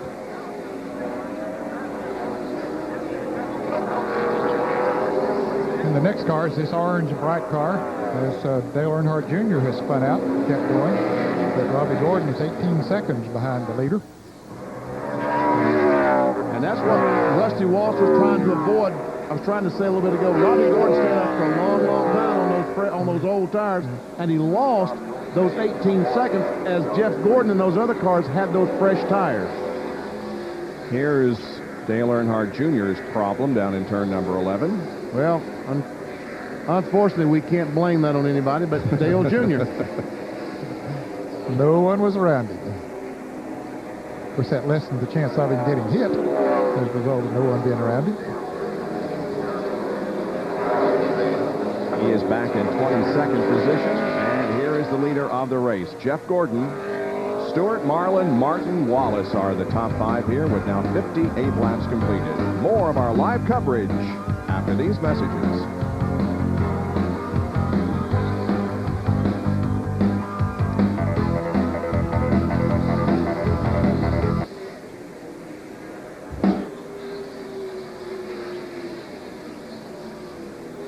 Lance. Like a caution flag to me. Where's that? Yeah, where did he stop? Yeah, when you get back, caution will be out. The caution is out. Here, just in front of,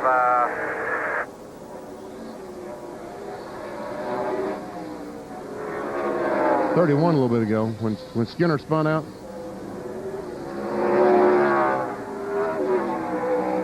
Terry got his lap back. Yeah. Terry Labonte.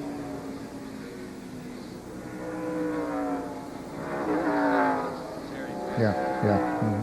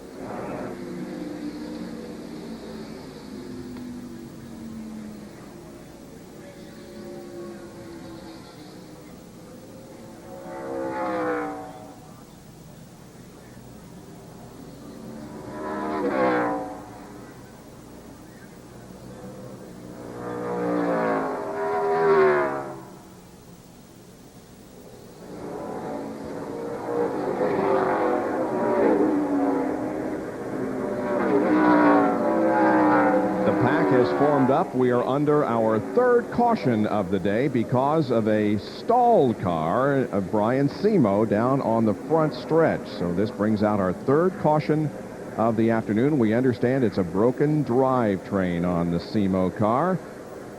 Simo, of course, a veteran of the Trans Am series. Well, join ESPN2 for the greatest cycling race in the world, the 87th Tour de France. Coverage begins Friday at 7:30 Eastern with a preview special. Last year's winner, Lance Armstrong, will try to defend his title. For more, log on to ESPN.com, part of Go Network. Go.com. Shot from the Pennzoil copter cam will show you the field crossing under the bridge and heading to the area where we will be getting an indication of who's coming in for a pit stop. I expect most of them will, Bob. Even though they can't make it from here on, they want to get fresh tires on. Now, Robbie Gordon, who is back in the 8th position, I'm told that is thinking about staying out. We'll see if he does that or not. Here comes Jeff Gordon, Tony Stewart, Sterling Marlin, Mark Martin, Rusty Wallace. So far, every one of them in the lead lap is hitting pit road. And Robbie Gordon has decided, I think I'll go in and get some fresh tires on. Yeah, I think that was smart because he saw what it did to him before, staying out there on those older tires. By the way, Terry Labonte got his lap back. John? Dale Earnhardt pulls into his pit, a 4-tire change, no adjustments to the car. Dale says it's been pretty good. In fact, Earnhardt has told Kevin Hamlin, his crew chief, I haven't really been using the brakes as much as I could, so we should watch the 3-car move up even more. The Jerry Punch. Jeff Gordon, Sterling Marlin in, Mark Martin as well, Tony Stewart.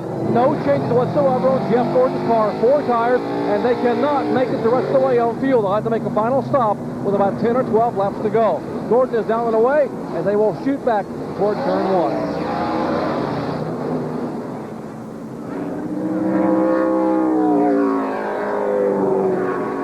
Gordon leads the procession off pit road, but there are some who chose not to pit.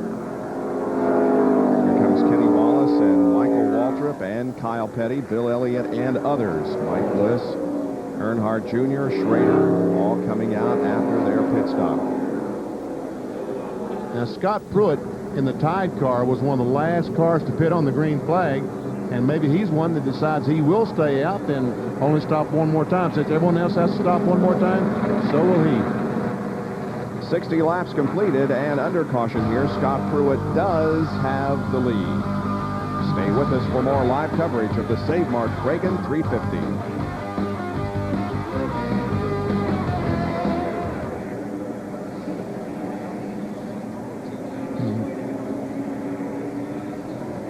Pruitt has run 14. Yeah, I started to put that in there, and I thought we were going to break. In fact, I knew we were going to break, but I thought we was doing it right now. So. Well, it seems like it's been longer than 14 laps since we put it down. Yeah, it takes a long time to go out. So I thought a while ago, Rusty would run 3 or 4 laps after, or Earnhardt had run 3 or 4 laps after Rusty put it. Yes. Yes. Correct. He can't be included in the pit summary when he didn't pit.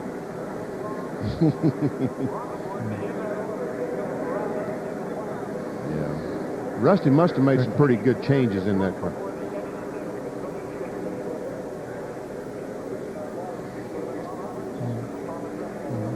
Yeah.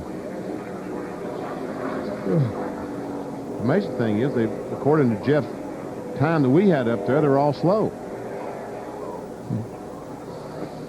Didn't we have about 17 something for Jeff's pit stop? Yeah. No.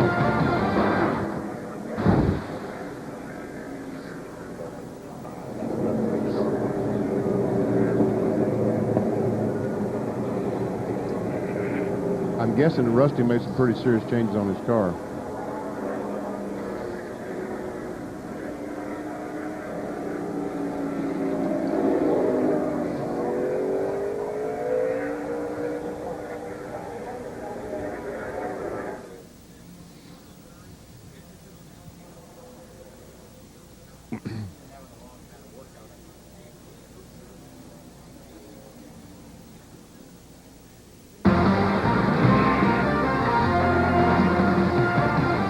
ESPN welcomes you back to Sears Point Raceway in Sonoma, California. Still under caution here with Scott Pruitt at the front of the line. He did not make a pit stop during this caution period. Now let's look at the Coke pit summary and show you who did what on the pit stops. Gordon lost a position, so did Stewart.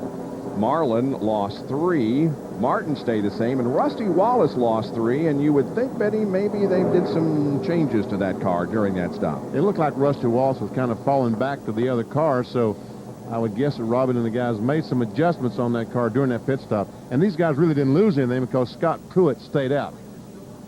Joe Nemechek is in 10th position here as we get lined up for a restart, but it's a few moments away, so another break. Stay with us. Back in a moment.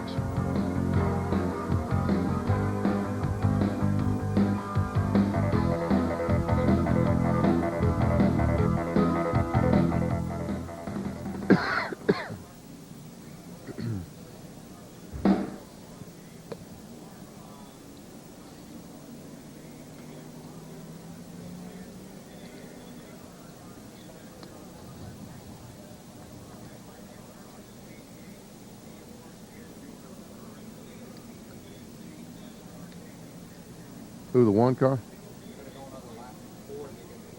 Oh, jeez. Oh, good. Oh. Very smart. Ladies and gentlemen, you can do all the waving you want, but nobody in the whole world except possible satellites viewers are going to see you. Just thought you wanted to know. Well, maybe they got their satellite on. Yeah, maybe. Could be. Well, there's the...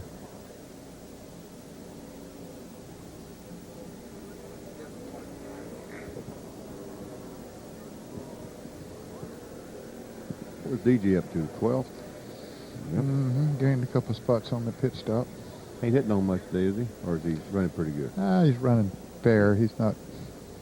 No, he's not real sharp.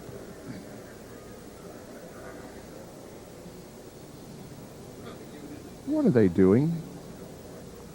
What's going... Are those fans or track workers? Across the track over there? I guess Like they're fans, track isn't it? workers because they're changing the billboards. Oh. Okay.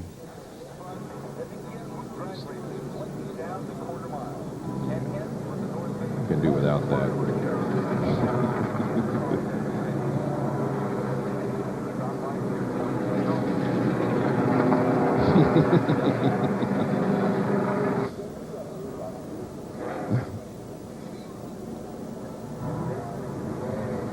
We are still under caution, and we will be going at least one more lap before the green comes out to resume this race. We're on our 3rd caution of the day, and that was brought out by the stall car driven by Brian Simo. Let's get a pit report first from John Kernan. Jerry Nadeau has been on pit road several times during this caution because when he hit something with the rear of the car, it crimped up the filler hose so they could not get fuel into the car. But he just was able to come on pit road. They lifted up the deck lid, got underneath, uncrimped the hose, filled in full of fuel, so that problem has been fixed for Jerry Nadeau. Now to Bill Weber. Rusty Wallace is currently running 8th, and one reason why his pit stop was 21.41 seconds, and I can tell you why. They couldn't get the left front wheel off of the car. They had the lug nuts off of it, but apparently the left front wheel hung up on the cap. Come on down here. It hung up in this area. This isn't the actual tire, but it hung up right on here. Bill Wilburn, who changes the left front and the right front tire, says he's only had that happen once before at Martinsville, and it was the right front tire. The reason it could happen here, the left front apparently takes the most abuse. They normally have great pit stops. This one, 21 and change. To Jerry Punch. And a possible problem developing with Tony Stewart in the Home Depot Pontiac. I understand that Greg Zippodelli is a crew chief with me. Understand, Greg, that Tony is not feeling well at all and has asked you to help find a relief driver for him. Yeah, we're looking right now. We tried to get a hold of John Andretti. He's out of here. They're trying to track him down and get permission. I don't know. It's a shame. The Home Depot Pontiac's running really good. Tony's doing an awesome job. He just, I guess, overheating. His stomach's upset, and so we just give him a whole bunch of ice there. Hopefully we can stick this thing out here. All right, they got to make one more pit stop. They're going to try to get him to make it till about 12 laps to go. They're trying to keep him calm by talking to him and getting his mind off of the heat, but overheated, an upset stomach. He's trying to hang on and finish it here at Sears Point. Tony right now running in the 3rd position behind Jeff Gordon and the leader of the race, Scott Pruitt. We'll take another break and be right back in just a moment.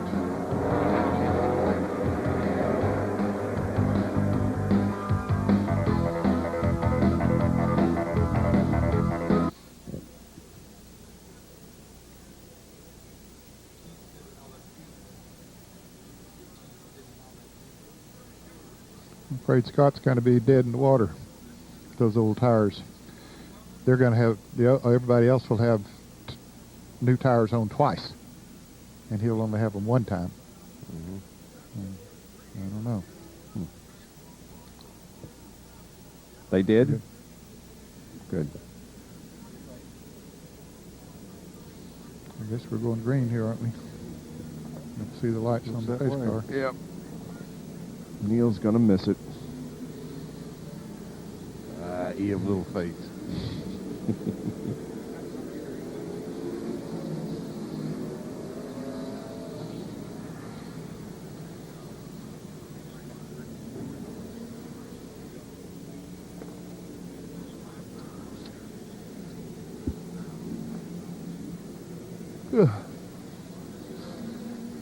I know. Yeah. Power steering. Power steering.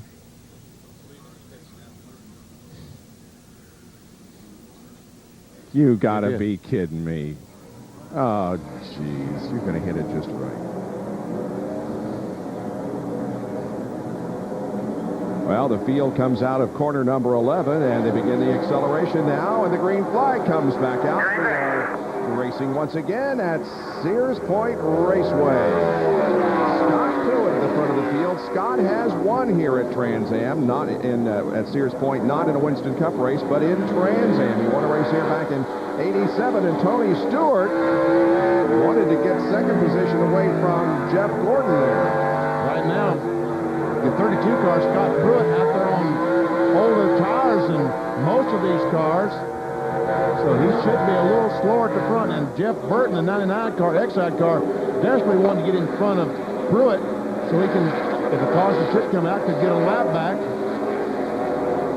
There'll be some serious braking going on when we get to turn 11. At one time, Jeff Burton was 2 laps down. Now he's only 1 lap down. You're right, and he would love to get by him in case the caution could come out here pretty quickly again, and they put him back on the lead lap.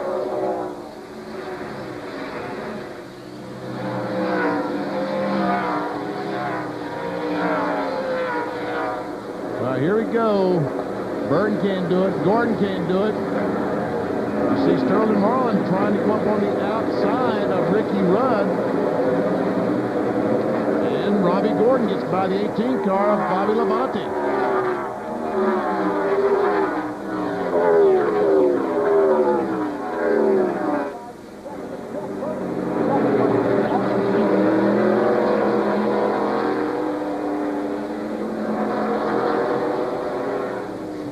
Jerry has a report on Scott Pruitt, the leader. A number of the competitors are radioing to each other and say they think the 32 car is on 7 cylinders. I checked in their pits and they said, no way.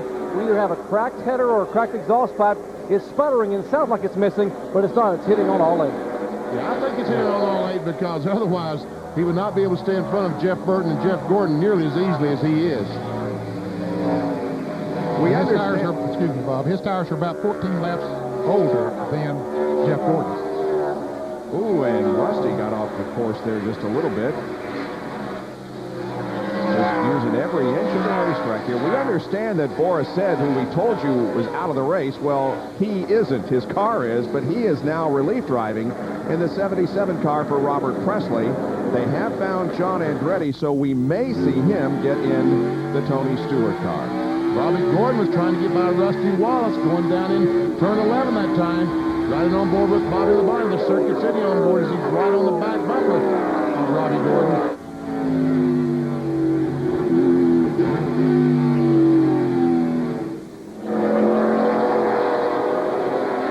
Bill Nemechek behind there, Dale Earnhardt, Bobby Hamilton, Dale Jarrett. All those cars racing for position. Tony Stewart from Jerry. On the radio, Tony Stewart sounds like a gladiator that's been asked to fight one more battle before the day is done. He told the crew, you've never given up on me, and I am not going to give up on you. I'm going to hang in here. Now, the good news here in the Tony Stewart pit is they have found John Andretti. He is flying back in his STP uniform and is standing by. The crew now are trying to hunt down some ammonia, to put some ammonia in some ice water for a cold cloth to possibly give Tony Stewart on the final pit stop. It was that remedy that helped Jeff Gordon make it to the checkered flag a year ago when he was very, very ill, and Gordon won. here goes Gordon on the inside of Pruitt. Trying to get that lap back. Jeff Burton, he wants to get back on the lead lap in case the caution does come out. This is the mixture that they're creating for Tony Stewart. Oh, some contact, but I'm sorry, as we see him concocting this drink.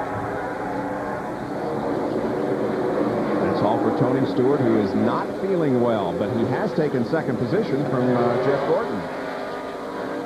There was some contact between Jeff Burton and Jeff Gordon going up in turn 2, and that's when they had to get off the gasoline accelerator when Tony Stewart dove in. And he dives on the inside of Burton. As you can see, Jeff has once again lost that lap.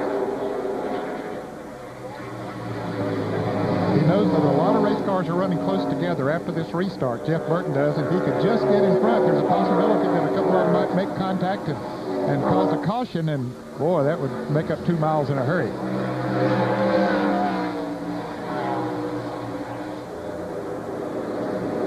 All right, Tony Stewart trying to drive down and outbrake Burton. He does it. Now that will certainly hurt Burton's chances of getting back on the lead lap. And Stewart now sets his sights on the leader of the race, Scott Pruitt, as they head for the hill once again. And Stewart is right alongside him, and Pruitt has to hit the brakes. And Tony goes around. And Burton gets back in front. Here goes Gordon trying to take the lead. And I doubt there's going to be a caution as Stewart is able to maybe get back on course. Yes. Well, the effort to get the lead results in several positions lost for Tony Stewart. And Scott Pruitt is also off. Well, let's see, is he going to be able, it looks like he's rolling, just waiting for traffic to get by. He might be able to go again if he can get an opening in the traffic. Yeah, he's getting traction, so he'll be able to go, so no caution for him. Those running first and second get off course, and Gordon's got the lead again. There's some pretty good damage to the right and rear of the tied Ford. And Jeff Burton is way out in front of Jeff Gordon, so if the caution should come out, boy, this is going to be great for him. All right, here's what happened, BP. Series of replays. Ever see Scott Pruitt slide that front tire, goes up, gets in the left rear of Tony. Around goes Tony. Pruitt gets his car going again. Burton gets in front. Now here Jeff Gordon's alongside Pruitt. Watch this. Watch Pruitt slide that left front. Going to make contact. Now, what happened to the 32? Well, we shall see here. Goes up the hill, slides that right front once again. And a little contact from Jeff Gordon. Yep. And around he goes. That puts Pruitt, and Scott has driven into another tire barrier, this time deeper than before, and so the fourth caution of the afternoon will come out. Jerry? Well, Scott Pruitt radio just prior to going into that barrier a moment ago, he thought he had a tire going down after possible contact a moment ago up there in turns 2 and 3, and apparently he did have a tire going down. He just now said on the radio, I think I cut a tire or blew a tire, and had no control over the car. He's obviously wedged pretty seriously there into the tire barrier, and the caution flies once again. And unfortunately, the grass underneath the car is on fire. I believe that's what I'm sure it's the grass, that the exhaust underneath that car is just extremely hot. Fire extinguisher, please, quickly down to the 32 car. And let's not let that get out of hand. That's in turn 10. Yeah, it is. Jeff Burton got his lap back, so he's back on the lead lap. At one time, he was 2 laps down. Right back on the lead lap now. Pace car comes out and picks up the field as the wrecker will be needed for Scott Pruitt's car into the tire barrier in turn number 10. 69 laps completed here at Sears Point Raceway. And here is what happened to him. He apparently got in pretty hard because he's moved one of the cement barriers. I think he's got a flat tire. The car just would not turn, and in that barrier he went. Wow. So a lot of damage to that car. It'll be a while before they can get it out of this location.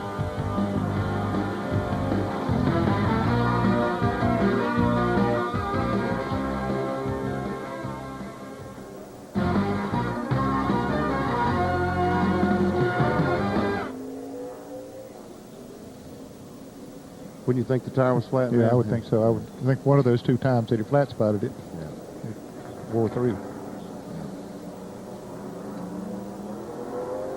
Who am I hearing that I don't normally hear? Are you hearing somebody else?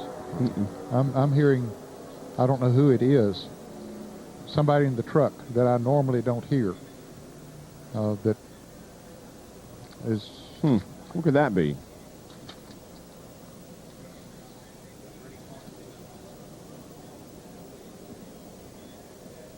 He's directing somebody, but I don't know.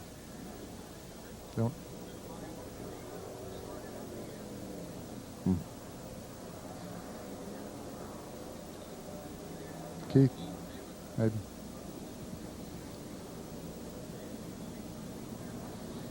Okay. 42 laps to go if they stop now.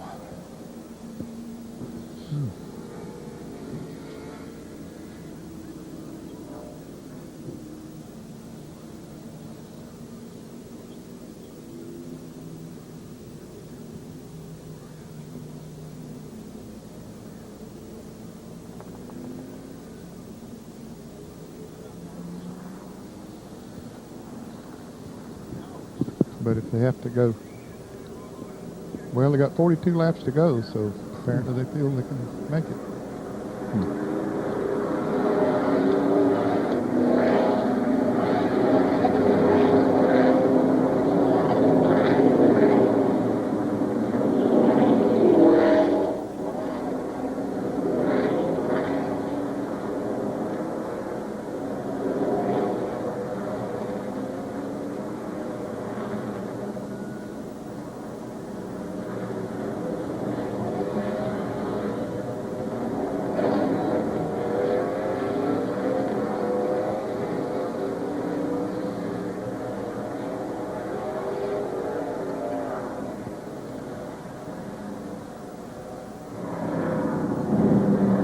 At Sears Point, where some didn't, but a lot did come in for pit stops. Jeff Gordon, Mark Martin, Ricky Rudd, Rusty Wallace, and all these guys here are coming out from a pit stop. Jerry, looks like the driver change is occurring.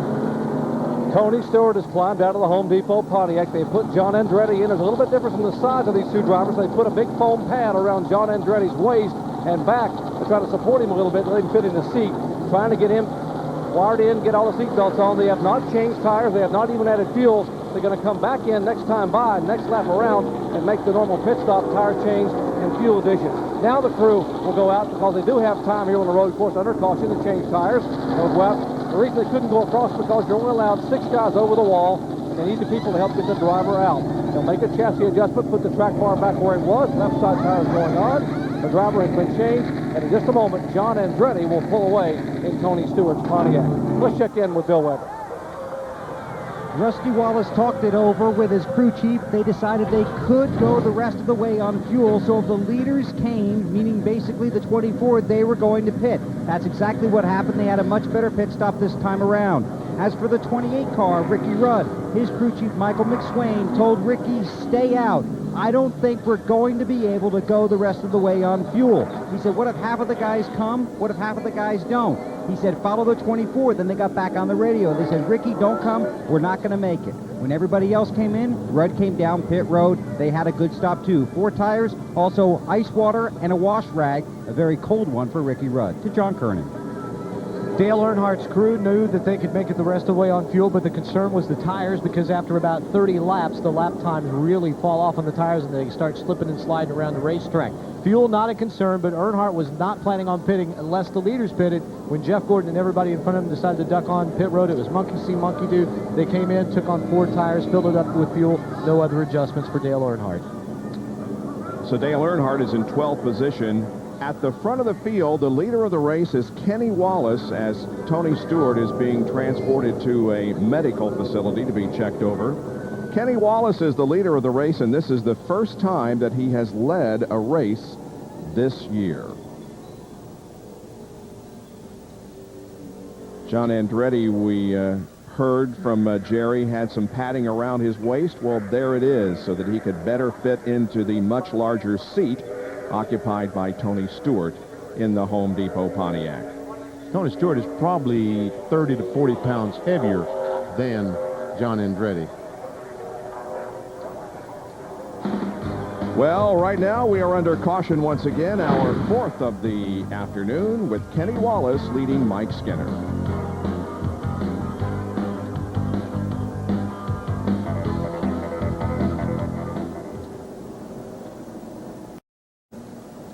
I think Hamilton stopped. He did, but apparently he and Sterling only took on 2 tires. Give me that back, because they please. beat everybody out so bad. It was no contest. Yeah, I saw the 4-car coming down pit road. Yeah. Guys, that padding for John Andretti serves 2 purposes. Remember, it was about 4 weeks ago that he broke some ribs and broke his scapula, so they had made a pad to be able to protect his shoulder. If he were to bob around on that seat at all and be banging on that scapula, the pain would be pretty uncomfortable. So they had to have that padding to fill the seat, but also to help pad that scapula and ribs on that side that he had broken. I guess it was back right before Charlotte. The Winston, wasn't it? Yeah, it was the Winston. You're right, BP. We think here that the 4 and the 40 only took on 2 tires. If we could get a confirmation on that, it would be helpful. Okay.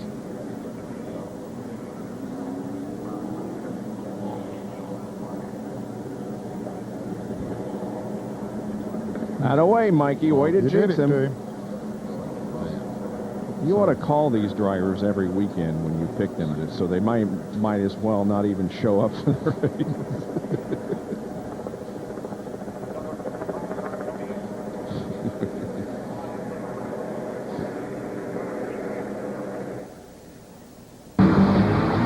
ESPN's coverage of the St. Mark Kragen 350 from Sears Point Raceway in Sonoma, California, being brought to you by Daytona USA, the official attraction of NASCAR. By the Y-Track Pontiac Grand Prix, proud sponsor of the U.S. Olympic team. And by Haviland Formula 3 Motor Oil. Add more life to your car. 71 laps complete here at Sears Point, as the Pennzoil Copter Cam has a view of the field under our 4th caution of the day. Kenny Wallace leading Mike Skinner. Ward Burton is up in 3rd position, followed by Sterling Marlin and Bobby Hamilton, who has had a good run here today. Bobby Hamilton made the pit stop just a moment ago and put fuel only in his car. He did not change tires. Well, Sunday night baseball presented by Gum Out at 8 o'clock Eastern Time is from the Bank One Ballpark in Phoenix, Arizona. The Rockies against the Diamondbacks. That series is at 1-1. The rubber match tonight. Coverage begins with Baseball Tonight, presented by Pep Boys at 7:30 Eastern. For more, log on to ESPN.com, part of Go Network, go.com. Before we go green, we'll sneak in another break and be back in just a moment with more from Sears Point.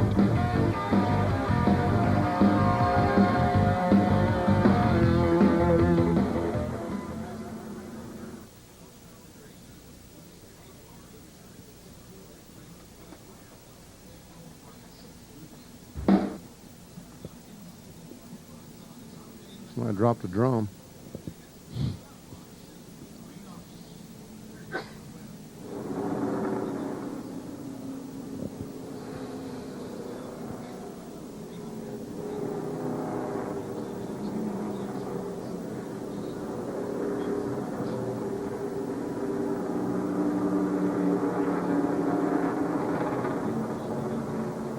Hey guys, a couple of things out here. The 40 Ned took on only left side tires. Marlin took on left side tires. He made the call himself from inside the car. The 24 took on 4 tires, and Rusty Wallace has told Robin they think they're going to be very, very close on fuel. In fact, Rusty's putting the car in neutral and letting it coast down through the S's to try to save gas. Very close on the 2 for fuel. Thanks, Jerry. You're welcome, guys. You can shut my mic. He has been a tough runner all day, so I expect him to move up there very, very I'm sorry, fast. Inbo.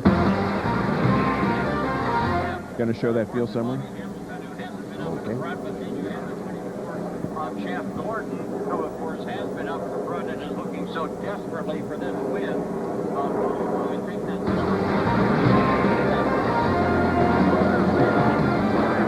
ESPN, proud to be here in Sears Point Raceway, Sonoma, California. Here's how they're running at the end of 72 laps. We're under caution. Kenny Wallace is leading for the first time in the year 2000 in the NASCAR Winston Cup race. Now, those top three did not stop. Kenny Wallace, Mike Skinner, and Ward Burton. Sterling Marlin took on left side tires only. Bobby Hamilton, as Benny reported, only took on fuel. Everybody else from there on down took on 4 tires. Here is 16 through 30, and we've got 28 on the lead lap. And John Andretti in the 20 car replacing Tony Stewart, obviously the last car. Steve Park, who had the power steering problems, that problem has been fixed. Now he's back in 26th spot. We saw Jeff Burton get his lap back. He's on the lead lap in 23rd spot.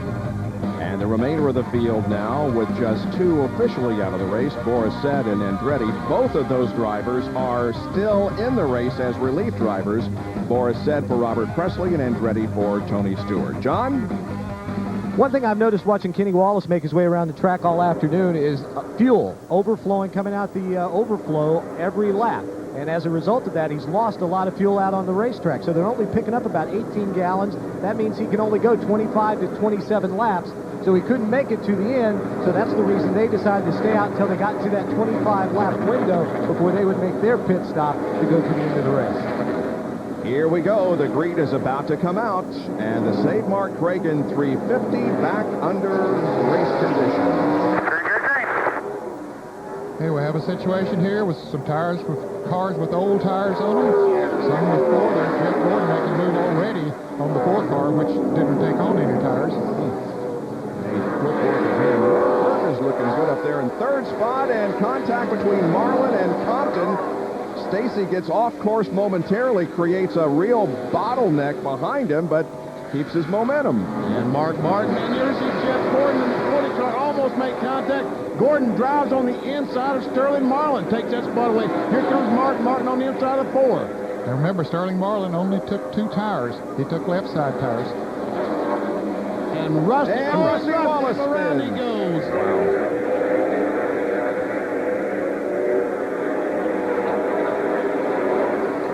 Rusty was concerned about being able to go the rest of the way on fuel. And now, just look at the positions this spin has cost him.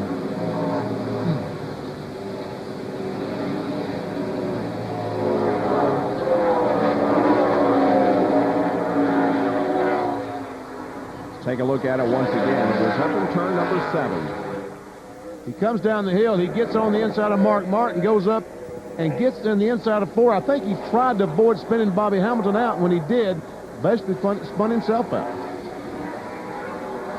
Like he hit the curbing with his inside tire, the right side tires, and that shifted the weight on it, and around he went. And he threw him over into the side of the 4 car. There he is. Buster Wallace now back to the 28th position, the last car on the lead lap. That's brutal. Well, Ned, you pointed out in the very beginning of the show that things can happen in... Ooh, Mike Skinner almost lost it. You said that things can happen even as late as the last lap, and you're running in the lead lap up front amongst the leaders, and all of a sudden you're back as the last car on the lead lap. You can lose a lot of positions because there are still 28 cars on the lead lap, and man, you have to be so careful. Boy, we remember what happened to Ward Burton last year. It occurred right here in front of our broadcast position when he and Rudd and Wallace all got together, ruining their days. Here's the battle for second now between Skinner and Ward Burton. Now, we know that they will have to make another pit stop. There are many that made this last pit stop during the caution that say they can go the rest of the way as far as fuel is concerned. But Ward Burton running in 3rd, trying to take something away from Mike Skinner. He will have to make another pit stop. Ward Burton is driving a backup car. He's in qualifying here on Friday afternoon, crashed up in the S's and turned the car over, had to go to backup. Had a really good race car. Here's that qualifying lap Friday afternoon. Gets that left rear in the dirt. The Caterpillar car goes around, backs in the fence, and watch this, climbs that fence and does a slow roll over, lands on its wheels, and Ward got out, threw his helmet, and said, I made a mistake. Well, he started in 37th position. He got the first provisional spot, now running in 3rd place. By the way, that qualifying crash was right at the same position where he had the encounter with Rudd and Wallace last year during the race. Bill is with Scott Pruitt, who's out of the event. Scott, high hopes, a disappointing finish. What happened? Well, Tony and I were going side by side up into one. We just got together a little bit. Got through there, and then I took a big shot from behind, turned me around. I'm not sure really who hit me. Got going again from that, came down in the back, went to that little dog lane behind the Winston Tower. Car wouldn't turn. I mean, wouldn't stop, wouldn't turn. I think something broke in the front from that shot. Went in the fence, took a pretty good shot in the throat. So, disappointing for Tide, the whole team. You know, we were running real strong, and thought we had a real good chance to finish top 5. See you at Daytona. Thank you. Well, evidently Skinner could not make it the rest of the way on fuel, so he decides to bring that Lowe's Home Improvement Chevrolet in, get fuel and 4 tires. And he's beginning to slip around a little bit out there, Skinner was. Here's a good battle going on back there between the 3 points leaders. Dale Earnhardt in 10th, Dale Jarrett in 11th, and Bobby Labonte in the 12th position. Kyle Petty back there in 14th.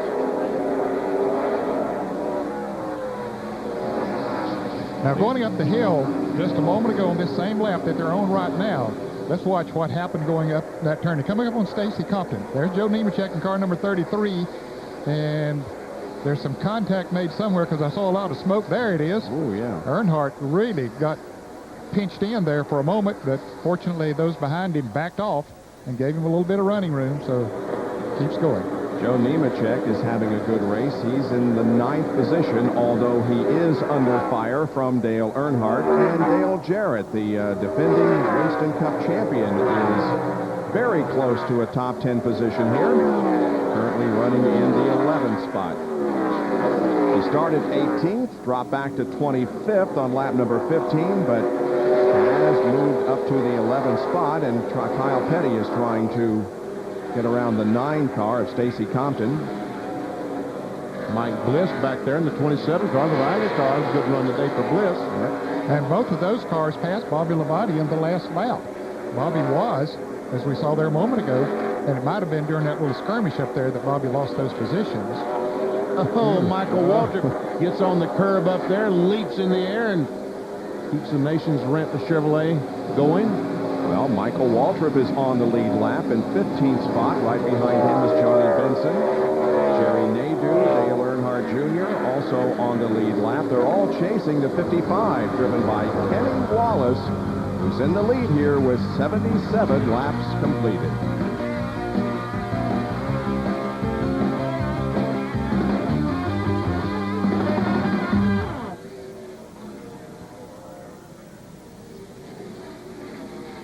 Okay. Well, go Kenny Wallace.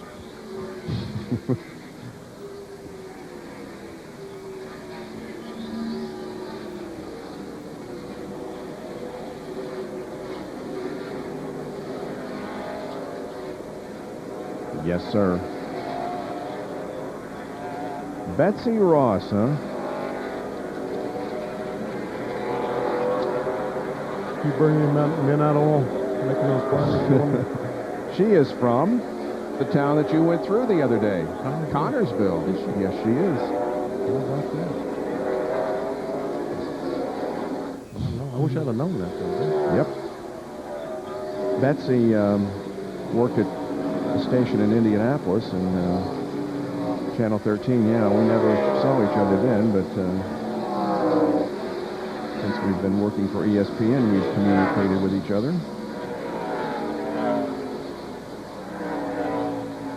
Battle for second place.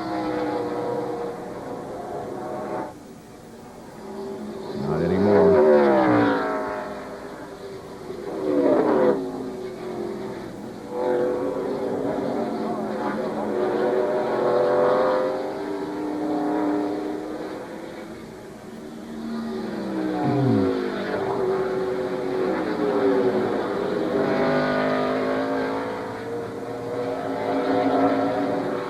Jeff's dad, Billy's here. Been here all 3 days. Jeff Gordon.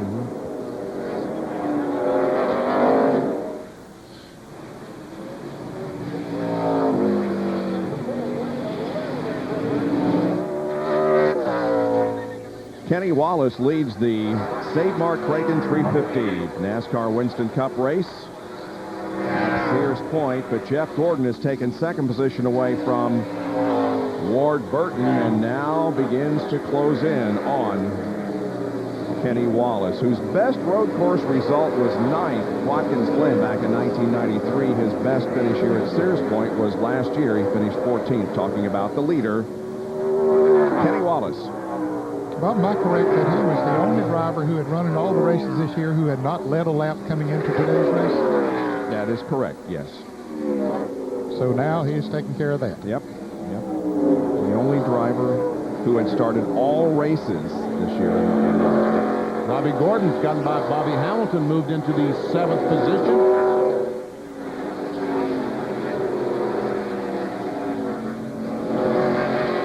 And I got a sneaky feeling some of these guys will not be able to make it the rest of the way on fuel. Do you mean even some of those who stopped? Yeah. I think there'll be a lot of them be sweating down near the end if the thing goes green the rest of the way.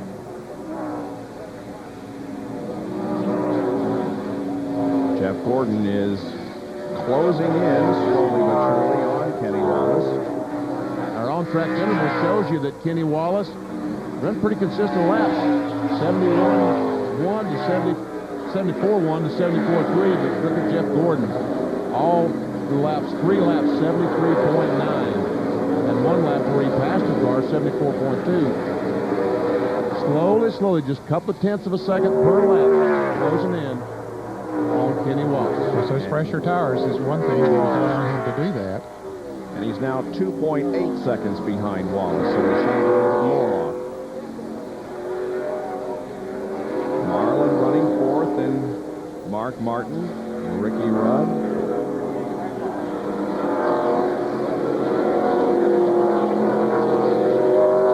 As we see the cars come up the hill, we're going to focus on the 99 of Jeff Burton. He got his lap back recently. He's now up to 21st position. And right behind him is Steve Park in the Pennzoil car and the 20 car driven by John Andretti. Kenny Irwin, the car in front, is in the lead lap. He's in the 20th position. And there we see the battle.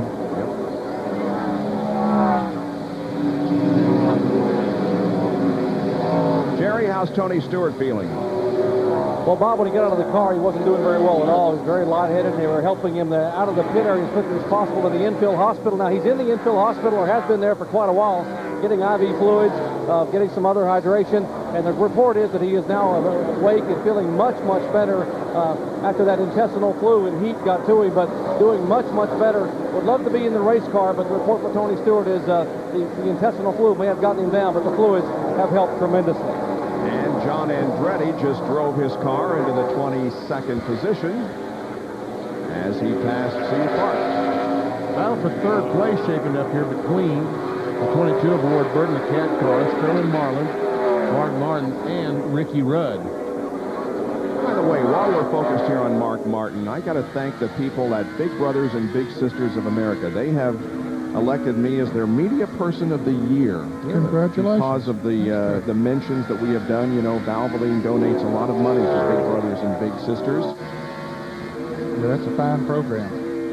Well, that's terrific. Good for you. Mark Martin is in the 5th position, about 5 seconds behind the leader of the race.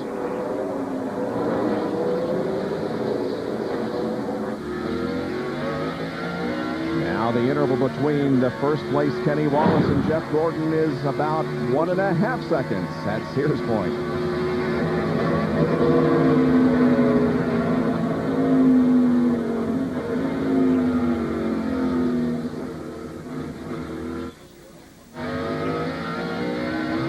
That's it.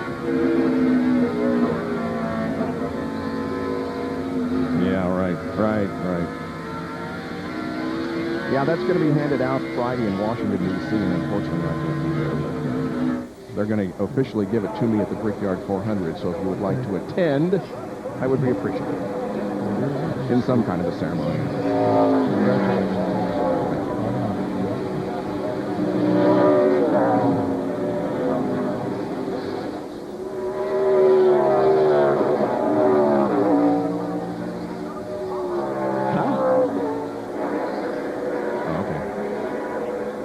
They didn't use that either.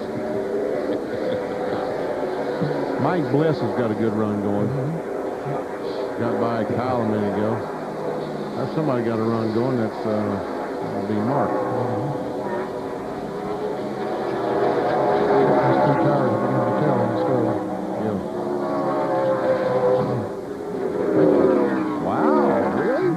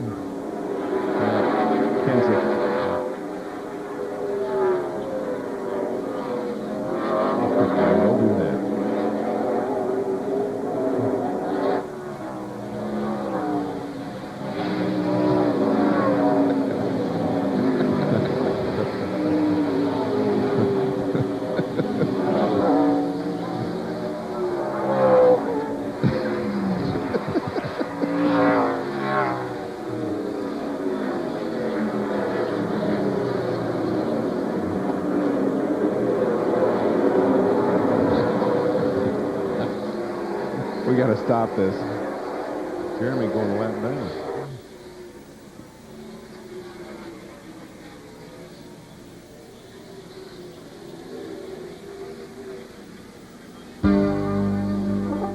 The coastline north of San Francisco, about 40 miles. It's not too far inland that we are today at Sears Point Raceway in Sonoma, California. This is one of the most beautiful areas of the United States. And here on the road course at Sonoma, we got a good battle shaping up as the Pennzoil Copter Cam will show you now how close Jeff Gordon is to the leader, Kenny Wallace.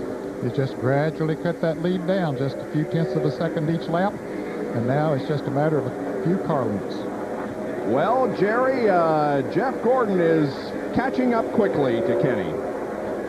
But Bob, he is doing it with a very, very calculating approach. He has been told when he left pit road a little bit ago not to swerve the car, to rocking the gas out. He's been told to be very, very careful on the throttle. Why?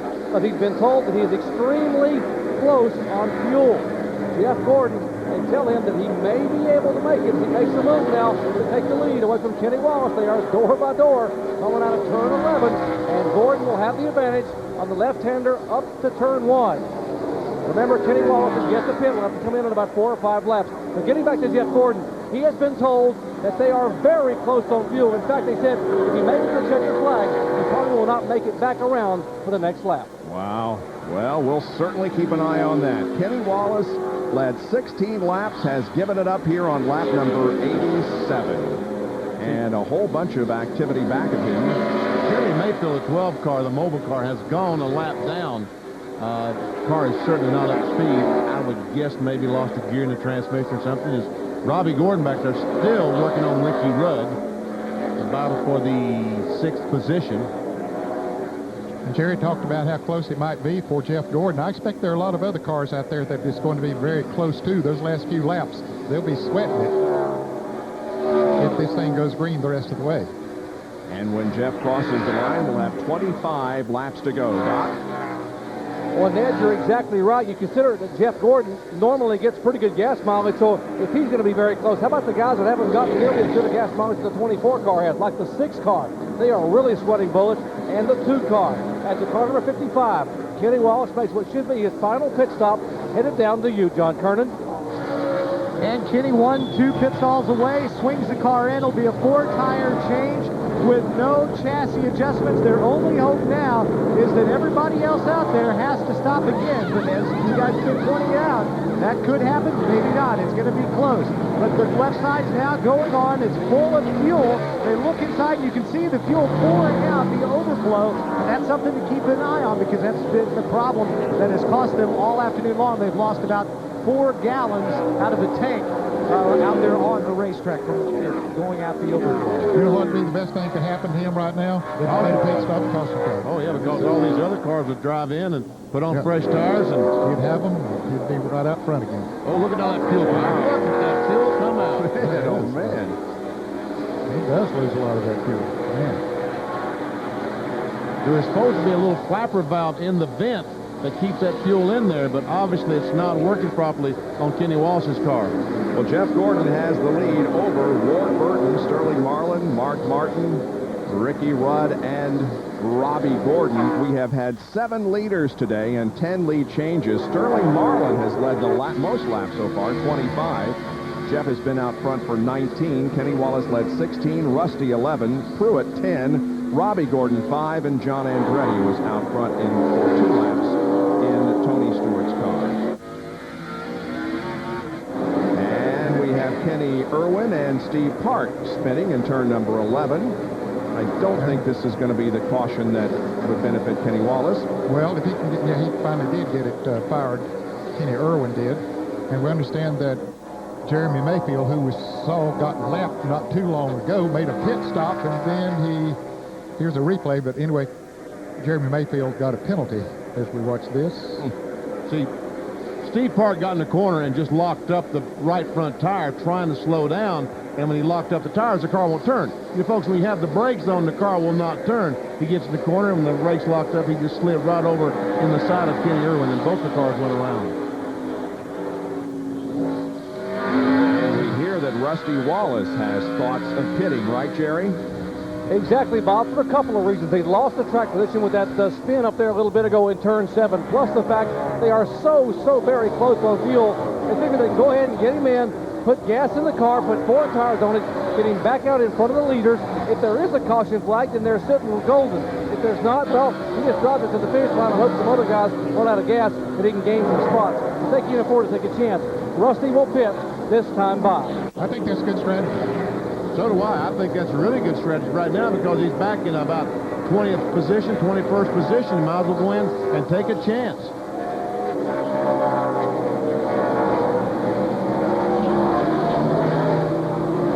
So Rusty is in the pit box, Jerry. This could be a strategy move, as you guys said, that could possibly win him the race. All he needs is a caution flag. Deliberate pit stop for Rusty Wallace. Billy Wilburn, left front tire coming off. Earl Barbin, one big pound of that jack in the car goes in the air. Left side tire's on. Great pit stop. They got it full of fuel. Great stop for the Miller Lite crew. Rusty back down and away. Look how many times we've seen that 14 number up there today. We saw it on Earnhardt. We saw it on Skinner. Now Rusty Wallace, maybe the race on the line, pulls off on 14.8. Looks like he's going to be about 8 or 10 seconds ahead of Jeff Gordon, so he does stay on the lead lap. 22 laps to go here at Sears Point. Lap number 90 is completed. Jeff Gordon leads Ward Burton, Sterling Marlin, Ricky Rudd, and Mark Martin.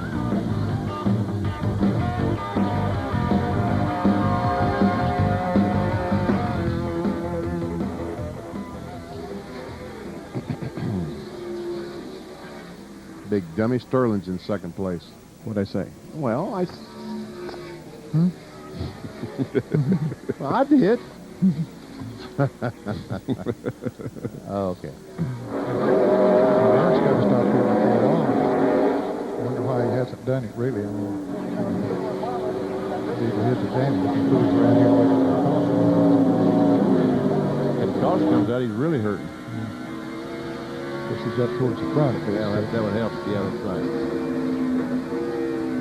Oh, man, he was having such a good race, too, wasn't he? Yes, he was.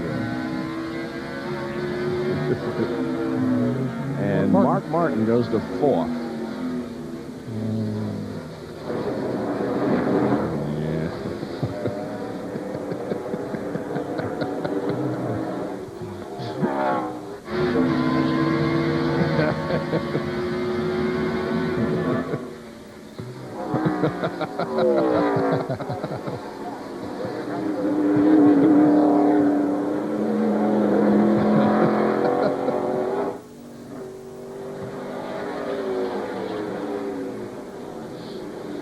Who's in on lap 91 and Gil Gonzalez.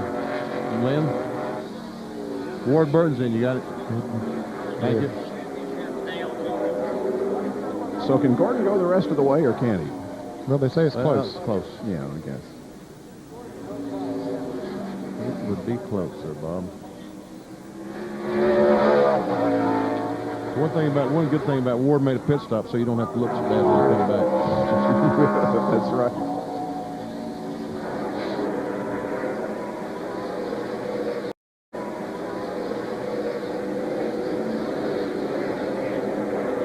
back at Sears Point Raceway, Sonoma, California. Our Pennzoil Copter Cam is showing you the area of corner number 11 here. As Jeff Gordon continues to lead, Ward Burton has relinquished his runner-up position to make a pit stop. He is now back on course. Brett Bodine, who had such a terrific run going earlier, and see Bobby Labonte.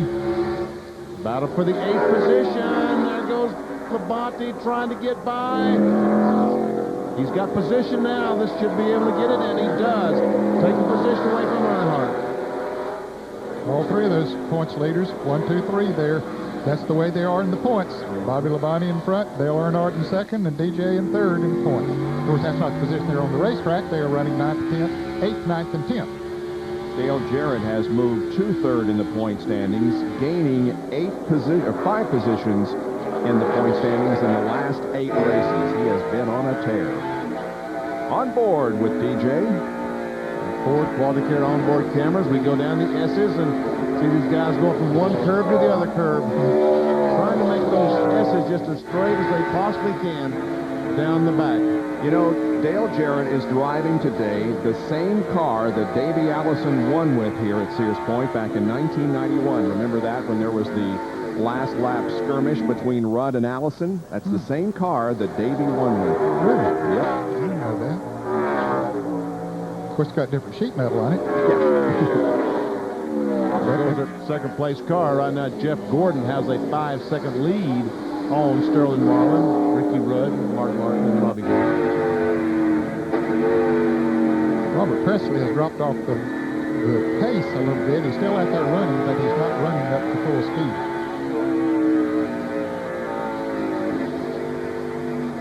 That is Borsett, of course, in relief for Robert Presley. 2 laps down.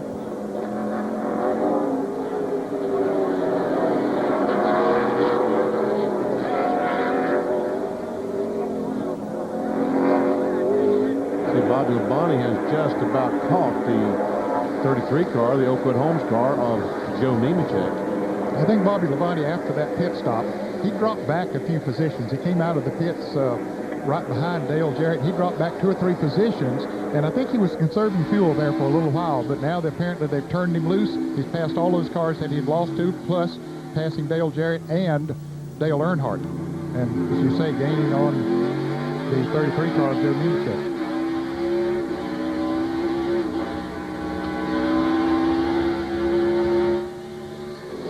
Goes by Nemechek, taking over the 7th position. Not too far up in front of him is the 4 car of Bobby Hamilton. Joe Nemechek is driving that car that looks purple, and then it looks blue, and then it looks brown, and then it looks gold. The Oakwood Homes Chevy. Here's Gordon with a 5.2 second advantage on Sterling Marlin. Now that 77 car we talked about is going very, very slow through the S's here. I don't know if he'll get back. He should be able to touch down if he's trying to get in the garage area. Behind Gordon, pretty good battle here as Marlin, Rudd, Mark Martin, and Robbie Gordon are all running very close together.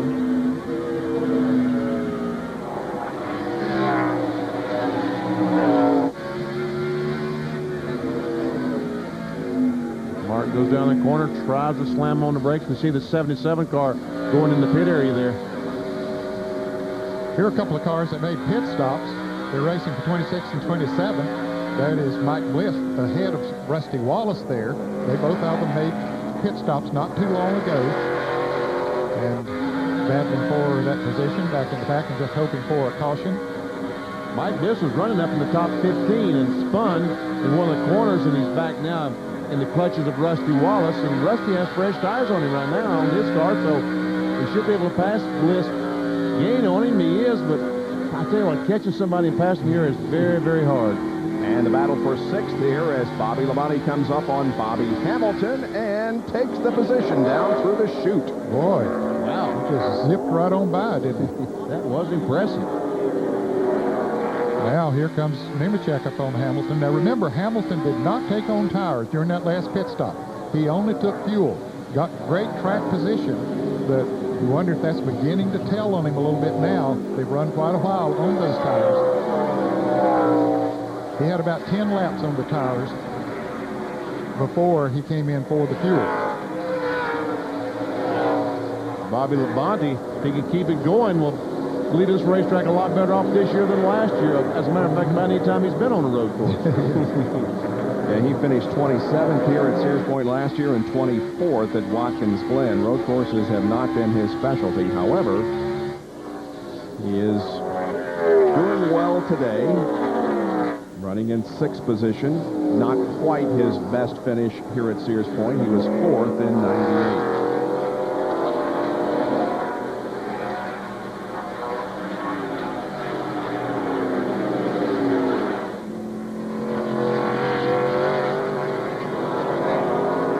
Bonnie took the points lead after Darlington, then lost it at Talladega, and then retook it at California, and has been at the front of the point standings ever since. Here's the leader, but his lead has been cut down from over 5 seconds to 4 seconds. So Sterling Marlin is catching, and what Jeff Gordon is doing is saving as much fuel as possible, because as we heard from the pits a few moments ago, it is going to be very, very close for Jeff Gordon. They don't know whether he's got enough to go the distance or not.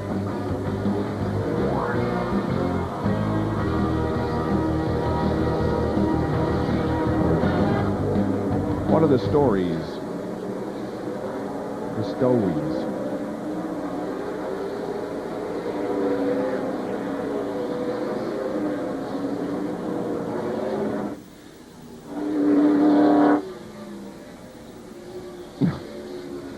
I guess it'll be basically a baseball report, huh? Bobby Labonte's fastest car that last lap. The top 6. Yep.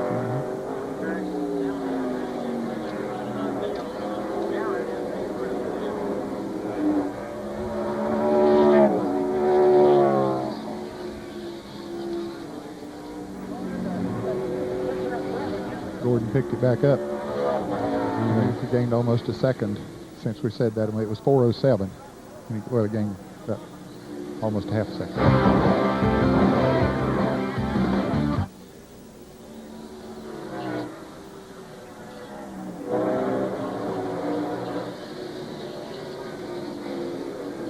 Robbie Gordon coming in.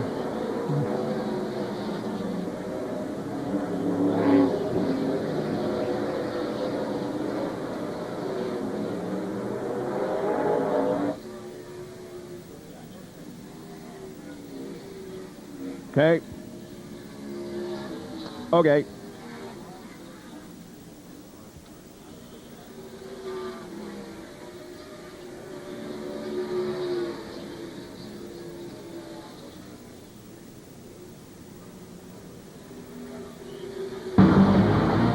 ESPN's coverage of the St. Mart Kragen 350 NASCAR Winston Cup race is being brought to you by UAW GM. Assembly line to finish line. Teamwork wins. By Nations Rent. For construction rental equipment, call 1-800-NO-SWEAT. And by Briggs & Stratton, the power that works for you.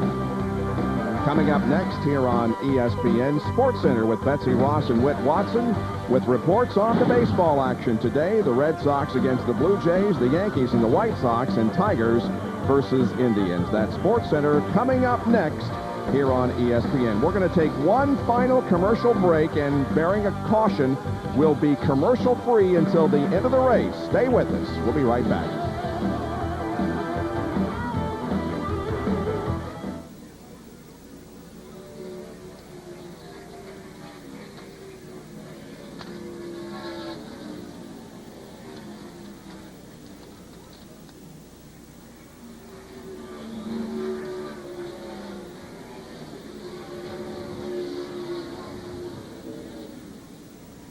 Did Robbie Gordon get a splash and go? I don't know about his tires, Steve. He went in. He did. That's a good stop.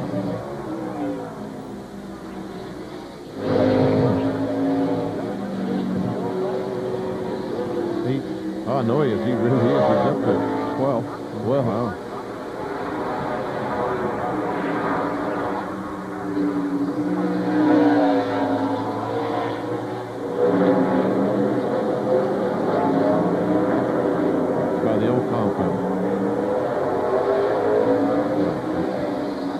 in 4.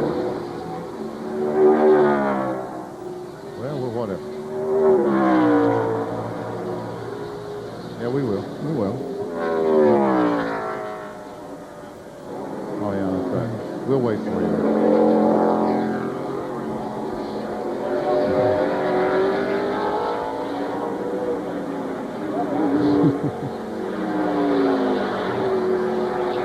Jeff Gordon continues to lead here at Sears Point, looking for his 6th consecutive win on a road course in Winston Cup racing. Now, we talked about how the lead was being shaved off by Sterling Marlin. It was down to about 4.5 seconds. Well, it's back up to 5.4 seconds.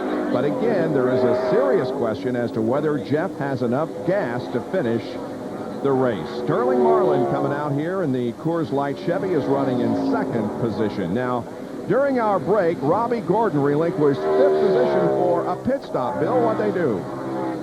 Well, Bob, they're hoping it's a different Gordon that goes to victory lane here when the checkered flag comes out, but they weren't going to make it to the end on fuel. So, because basically one of their problems is they're having a fuel pickup problem as well. So they wanted to be a first out scenario. First in, first out. They gave Robbie fuel to get to the finish and 4 tires, hoping that the rest of the guys can't make it. We'll see if it works out. Jerry? Calculations on Jeff Gordon's pit stops. We told you it was close. How close? Let me tell you specifically. Now, the fuel cell holds 22 gallons. If you calculate that, you may get a half a gallon or more from the lines between the fuel cell and the engine. They do calculations based on 22.5 gallons. Those calculations based on what he's getting per gallon say he can make it 111.91 laps. This race is 112 laps. So in other words, it sounds like when he goes down into turn 11, somewhere along there, that he'd run out of fuel. But he's got a big enough lead now that he could maybe coast back up there. I don't know.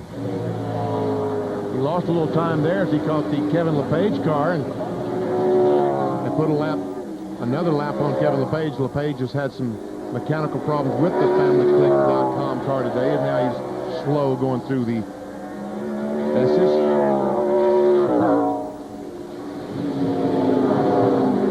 Remember, the 20 Home Depot Pontiac is under the control now of John Andretti, who has gotten in as a relief driver for Tony Stewart. And Andretti has come back up to the 12th position. He was 27th on the restart and now up to 12th. Hey, that is a drive. Yes, it is. Because it is very difficult to pass on this racetrack. And yeah, super job. Well, let's update Kyle Petty for you. Kyle is running in the 15th position. He, of course, started from the outside of the front row. Right now, Kyle has some problems. He's not up to speed right now. Steve Park just got by him. Robbie Gordon just got by him. We understand he was off course just a few minutes ago, and so Kyle will lose a few more positions, and he goes now back to 19th position. It has not been a particularly good day for Matt Kenseth, who led in the rookie points coming into this event. Matt is a lap down, running in 31st. He and Brett Bodine are racing for position here, the 31st spot. And Brett looks to the inside. As you can see, the leader, Jeff Gordon, is right behind them, and Brett will not make an effort here in turn 11.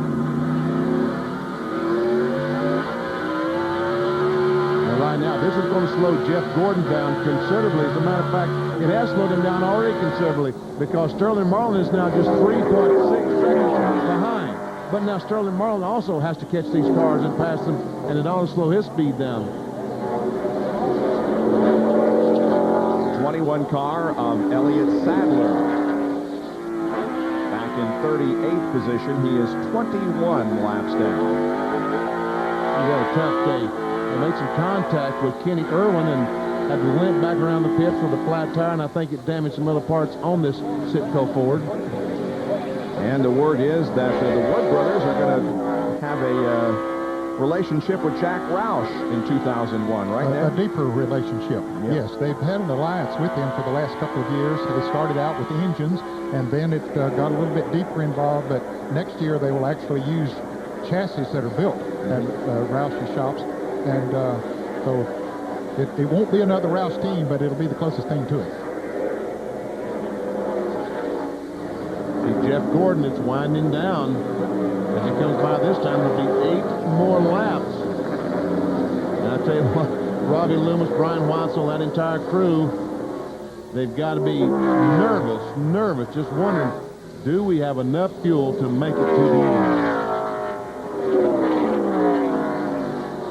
And Sterling Marlin lost a couple of tenths there in that lap as Jeff was able to stretch the advantage just a little bit to 3.8 seconds. Jerry?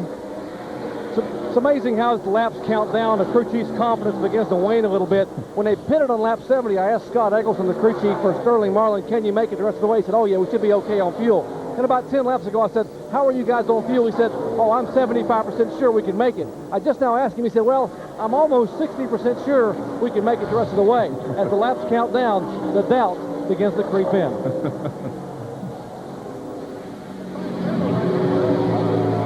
All we can do is wait and see. Sterling Marlin, by the way, will celebrate his 43rd birthday this coming Friday.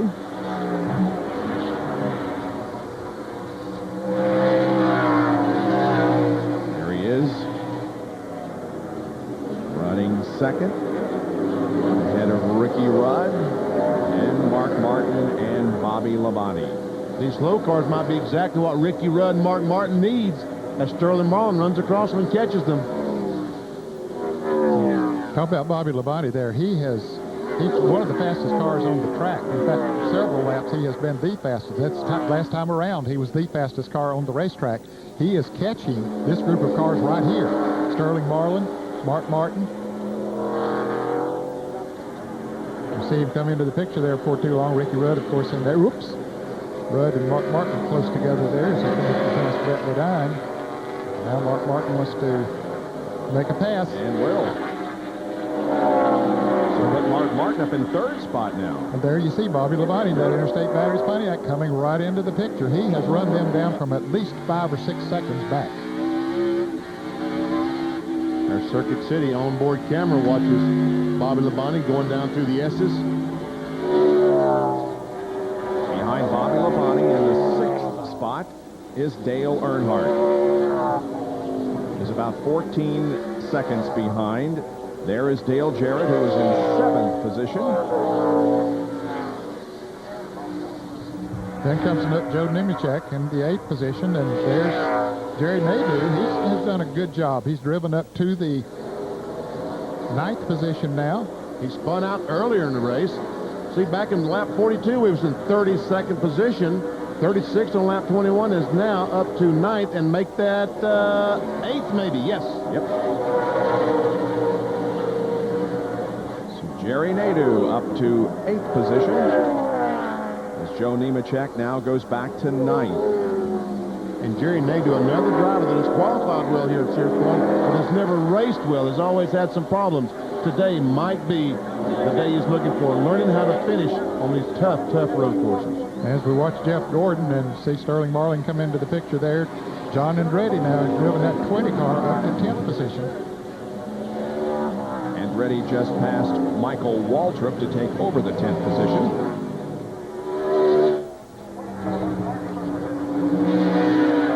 And Rusty Wallace, remember folks, he broke the track record on the pole position, and he got off course. There's Rusty Wallace. He's now around the racetrack in 22nd position. He stopped a few laps ago, put on 4 fresh tires, put the fuel in to make it the end of the race, hoping that some of these guys will not be able to make it to the end on fuel. He is 57 seconds behind Jeff Gordon.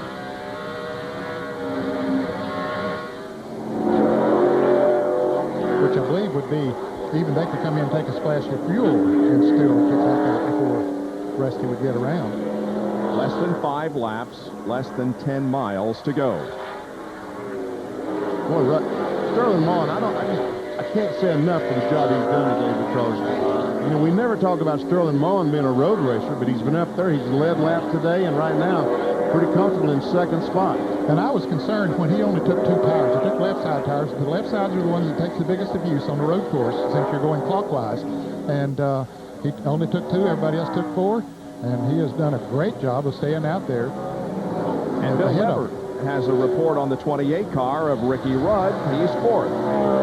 Yeah, Bobby just lost the position to Mark Martin about a lap ago, and Ricky radioed in and said the rear tires are just gone, no grip left back there. This team's still crossing their fingers that maybe they're the only ones that can make it to the finish, but it's going to be very close for them as well. Jeff Gordon completes the 108th lap of the race. 4 to go. 4 more laps, that's all. What is that, a gallon and a half, 2 gallons? Can Mark make it, Jerry? Well, Benny, a moment ago, Jimmy Finnick just told Mark there's going to be a lot of cars that may run out of gas on the very last lap. He told Mark, one eye out the windshield, the other eye on that fuel pressure gauge. Keep an eye on it. If it fluctuates, we can't take a chance. Don't go away, folks.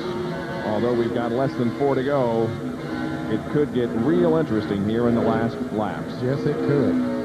And man, if you run out of gas after you go past the pit entrance, you are dead in the water. So you couldn't even coast to the top of the hill after you couldn't get a third of the way around the racetrack.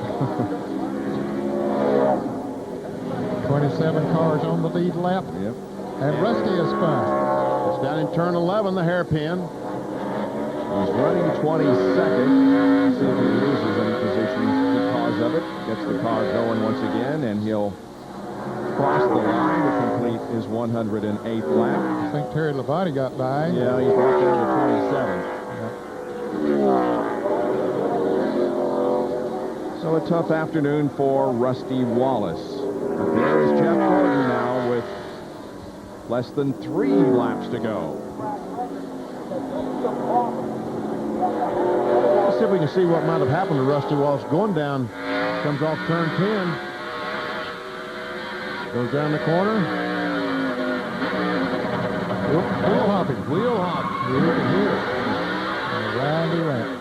When he downshifted the car, you hear that bub, bub, bub, bub. That was the rear wheels hopping. And when that you lose control, all control. There's one way to fix that, but I don't know if I could think fast enough to do it. Push the clutch in. Bobby Labonte has just gone into 4th position, passing Ricky Rudd. So the points leader gains a few more points. Jeff Gordon, 11 straight top 10 finishes on road courses, 5 straight victories en route to number 6, but does he have the fuel to carry him across the start-finish line? He'll come up to complete lap number 110, 2 laps, less than 4 miles to go. And we'll show you how Bobby Labonte passed Ricky Rudd to gain 4th spot. Going by the start-finish line, gets on the outside, and as Rudd talked about, he just has lost the grip in this car. He can't really charge in these corners the way that he wants to. Labonte gets positioned on the inside and takes the spot away. He was on the outside in that last corner, but when he went that next one, he was on the inside, and that would allow him to take a position. Now Mark Martin begins to mount a challenge on Sterling Marlin.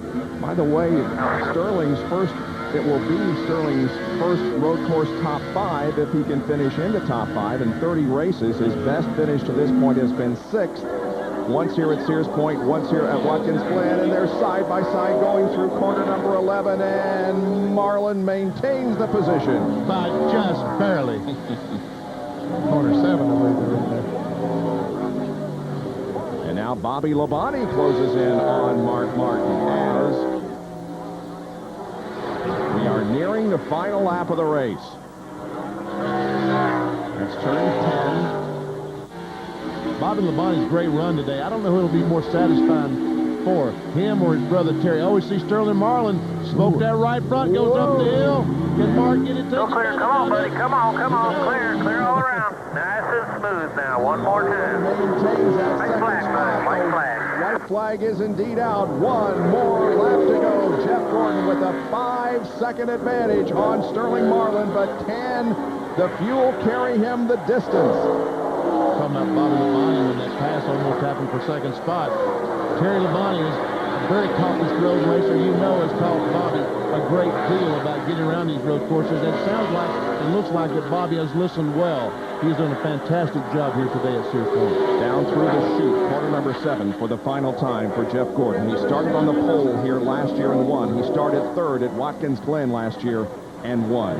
He's up through the S's. Now going downhill, But still, he's got to have some fuel, got to have some gas to get on back to the start-finish line. But it looks like he's still running good when he comes by our position here. Well, he was born in Vallejo, California, not too far from Sears Point, and the hometown fans are loving it. The people gathered around us here have their arms in the air cheering for Jeff Gordon. But let's see if he can make it. He's through corner number 11, still appears to have adequate power. And Jeff Gordon comes down and wins his 6th consecutive road course race at Sears Point International Raceway, beating Sterling Marlin and Mark Martin by 4 seconds. Ricky Rudd comes across the line in the 5th position. Earnhardt is 6th. Jarrett 7th. How about that Gordon kid, huh? Wow. Unbelievable. It's his 51st career win. Breaks him out of a tie with Rusty Wallace, Junior Johnson, somebody else. I think his name is Jared, isn't it? But it isn't Dale either. Indeed, Jeff Gordon wins here at Sears Point, his 3rd consecutive win here. We will talk to Jeff in just a moment when we return for the victory celebration at Sears Point Raceway.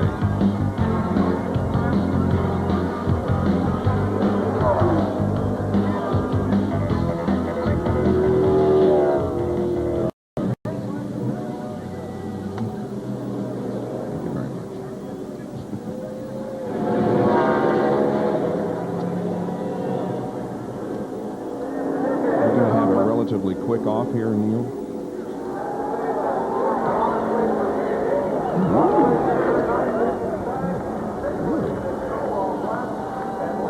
I don't think you know.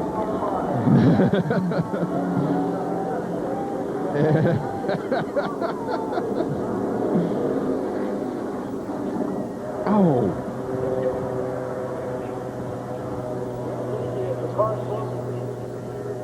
Back at Sears Point, where Jeff Gordon has won again on a road course and continues his record streak. It's now up to 6 consecutive wins on the road courses.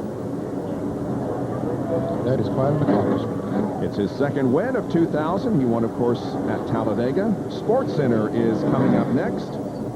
Stay with us for that in just a moment. We want to get a brief conversation with Jeff Gordon. Let's take a look at the results. Marlin, Martin, Labonte, and Rudd, the top 5. Earnhardt came home 6th. Jarrett was 7th, and Nadeau, followed by Gordon. Tony Stewart gets credit for 10th, although John Andretti drove the car to the 10th place finish. See, 27 cars finished in the lead lap. Terry Labonte will finish 27th. DW, the first car lap down. Here's the remainder of the field. John Andretti with that problem finished last. And the points now, after 16 of 34, Earnhardt drops a few. He's now 67 behind Bobby Labonte. With Jarrett 129 back, Ricky Rudd moves up 2 in the point standings. Martin up 2, Stewart down 1, and Rusty Wallace drops 3 positions in the point standings as a result of his 26th place finish here this afternoon. Well, Jeff Gordon has arrived in victory lane.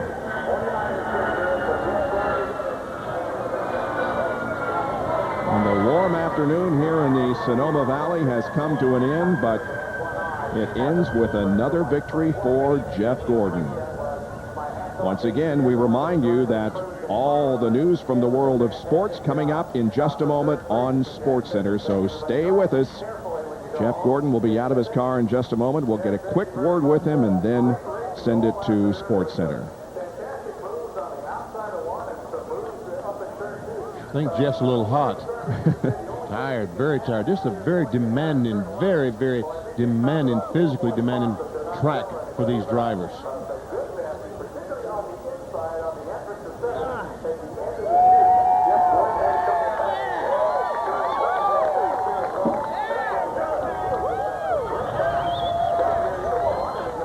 Well, and exhausted, Jeff Gordon climbs out.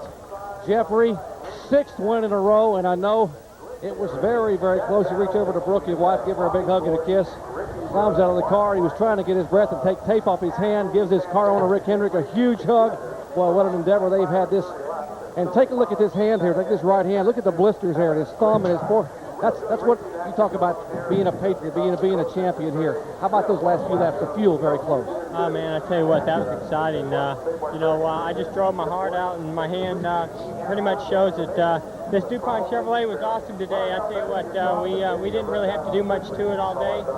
The car was just perfect. I just needed track position, and some of those guys had some trouble, and we just did exactly what we've done here in the past, and that's what we need to do every weekend, and we can win, and that's just get it all together all at once. And happened at Talladega, and it's great to be able to do it again here at Sears Point.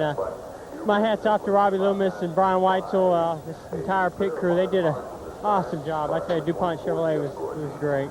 Second win of 2006 in a row in road course racing for Jeff Gordon. What an effort today for this DuPont team. And he'll try to continue that streak at Watkins Glen. Stay tuned for Sports Center. This has been a presentation of ESPN, the worldwide leader in sports. For more, log on to ESPN.com, part of Go Network, go.com.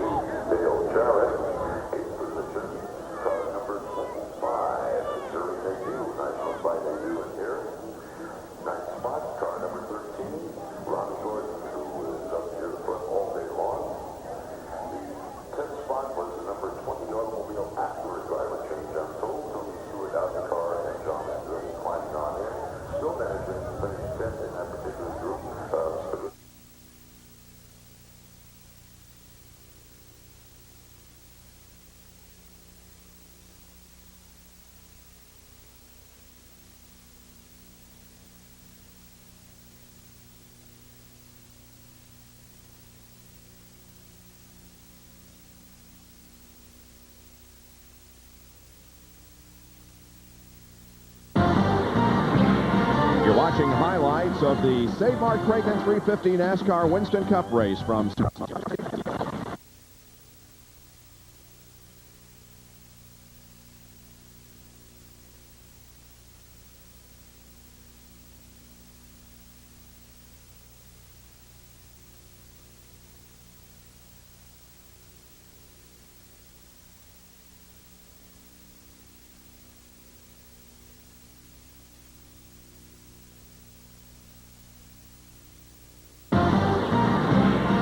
watching highlights of the Save Mart Kragen 350 NASCAR Winston Cup race from Sears Point Raceway in California, the 16th of 34 events on the Winston Cup Series. We now move ahead in our coverage.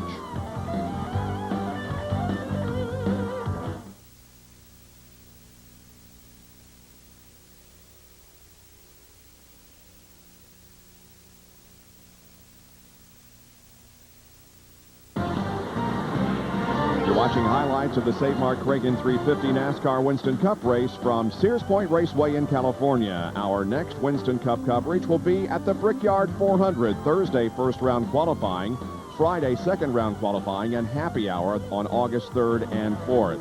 Then on Saturday, RPM today at 11:30, NASCAR today at noon, the Brickyard 400 at 1 on ABC, and RPM tonight at 9 on August the 5th.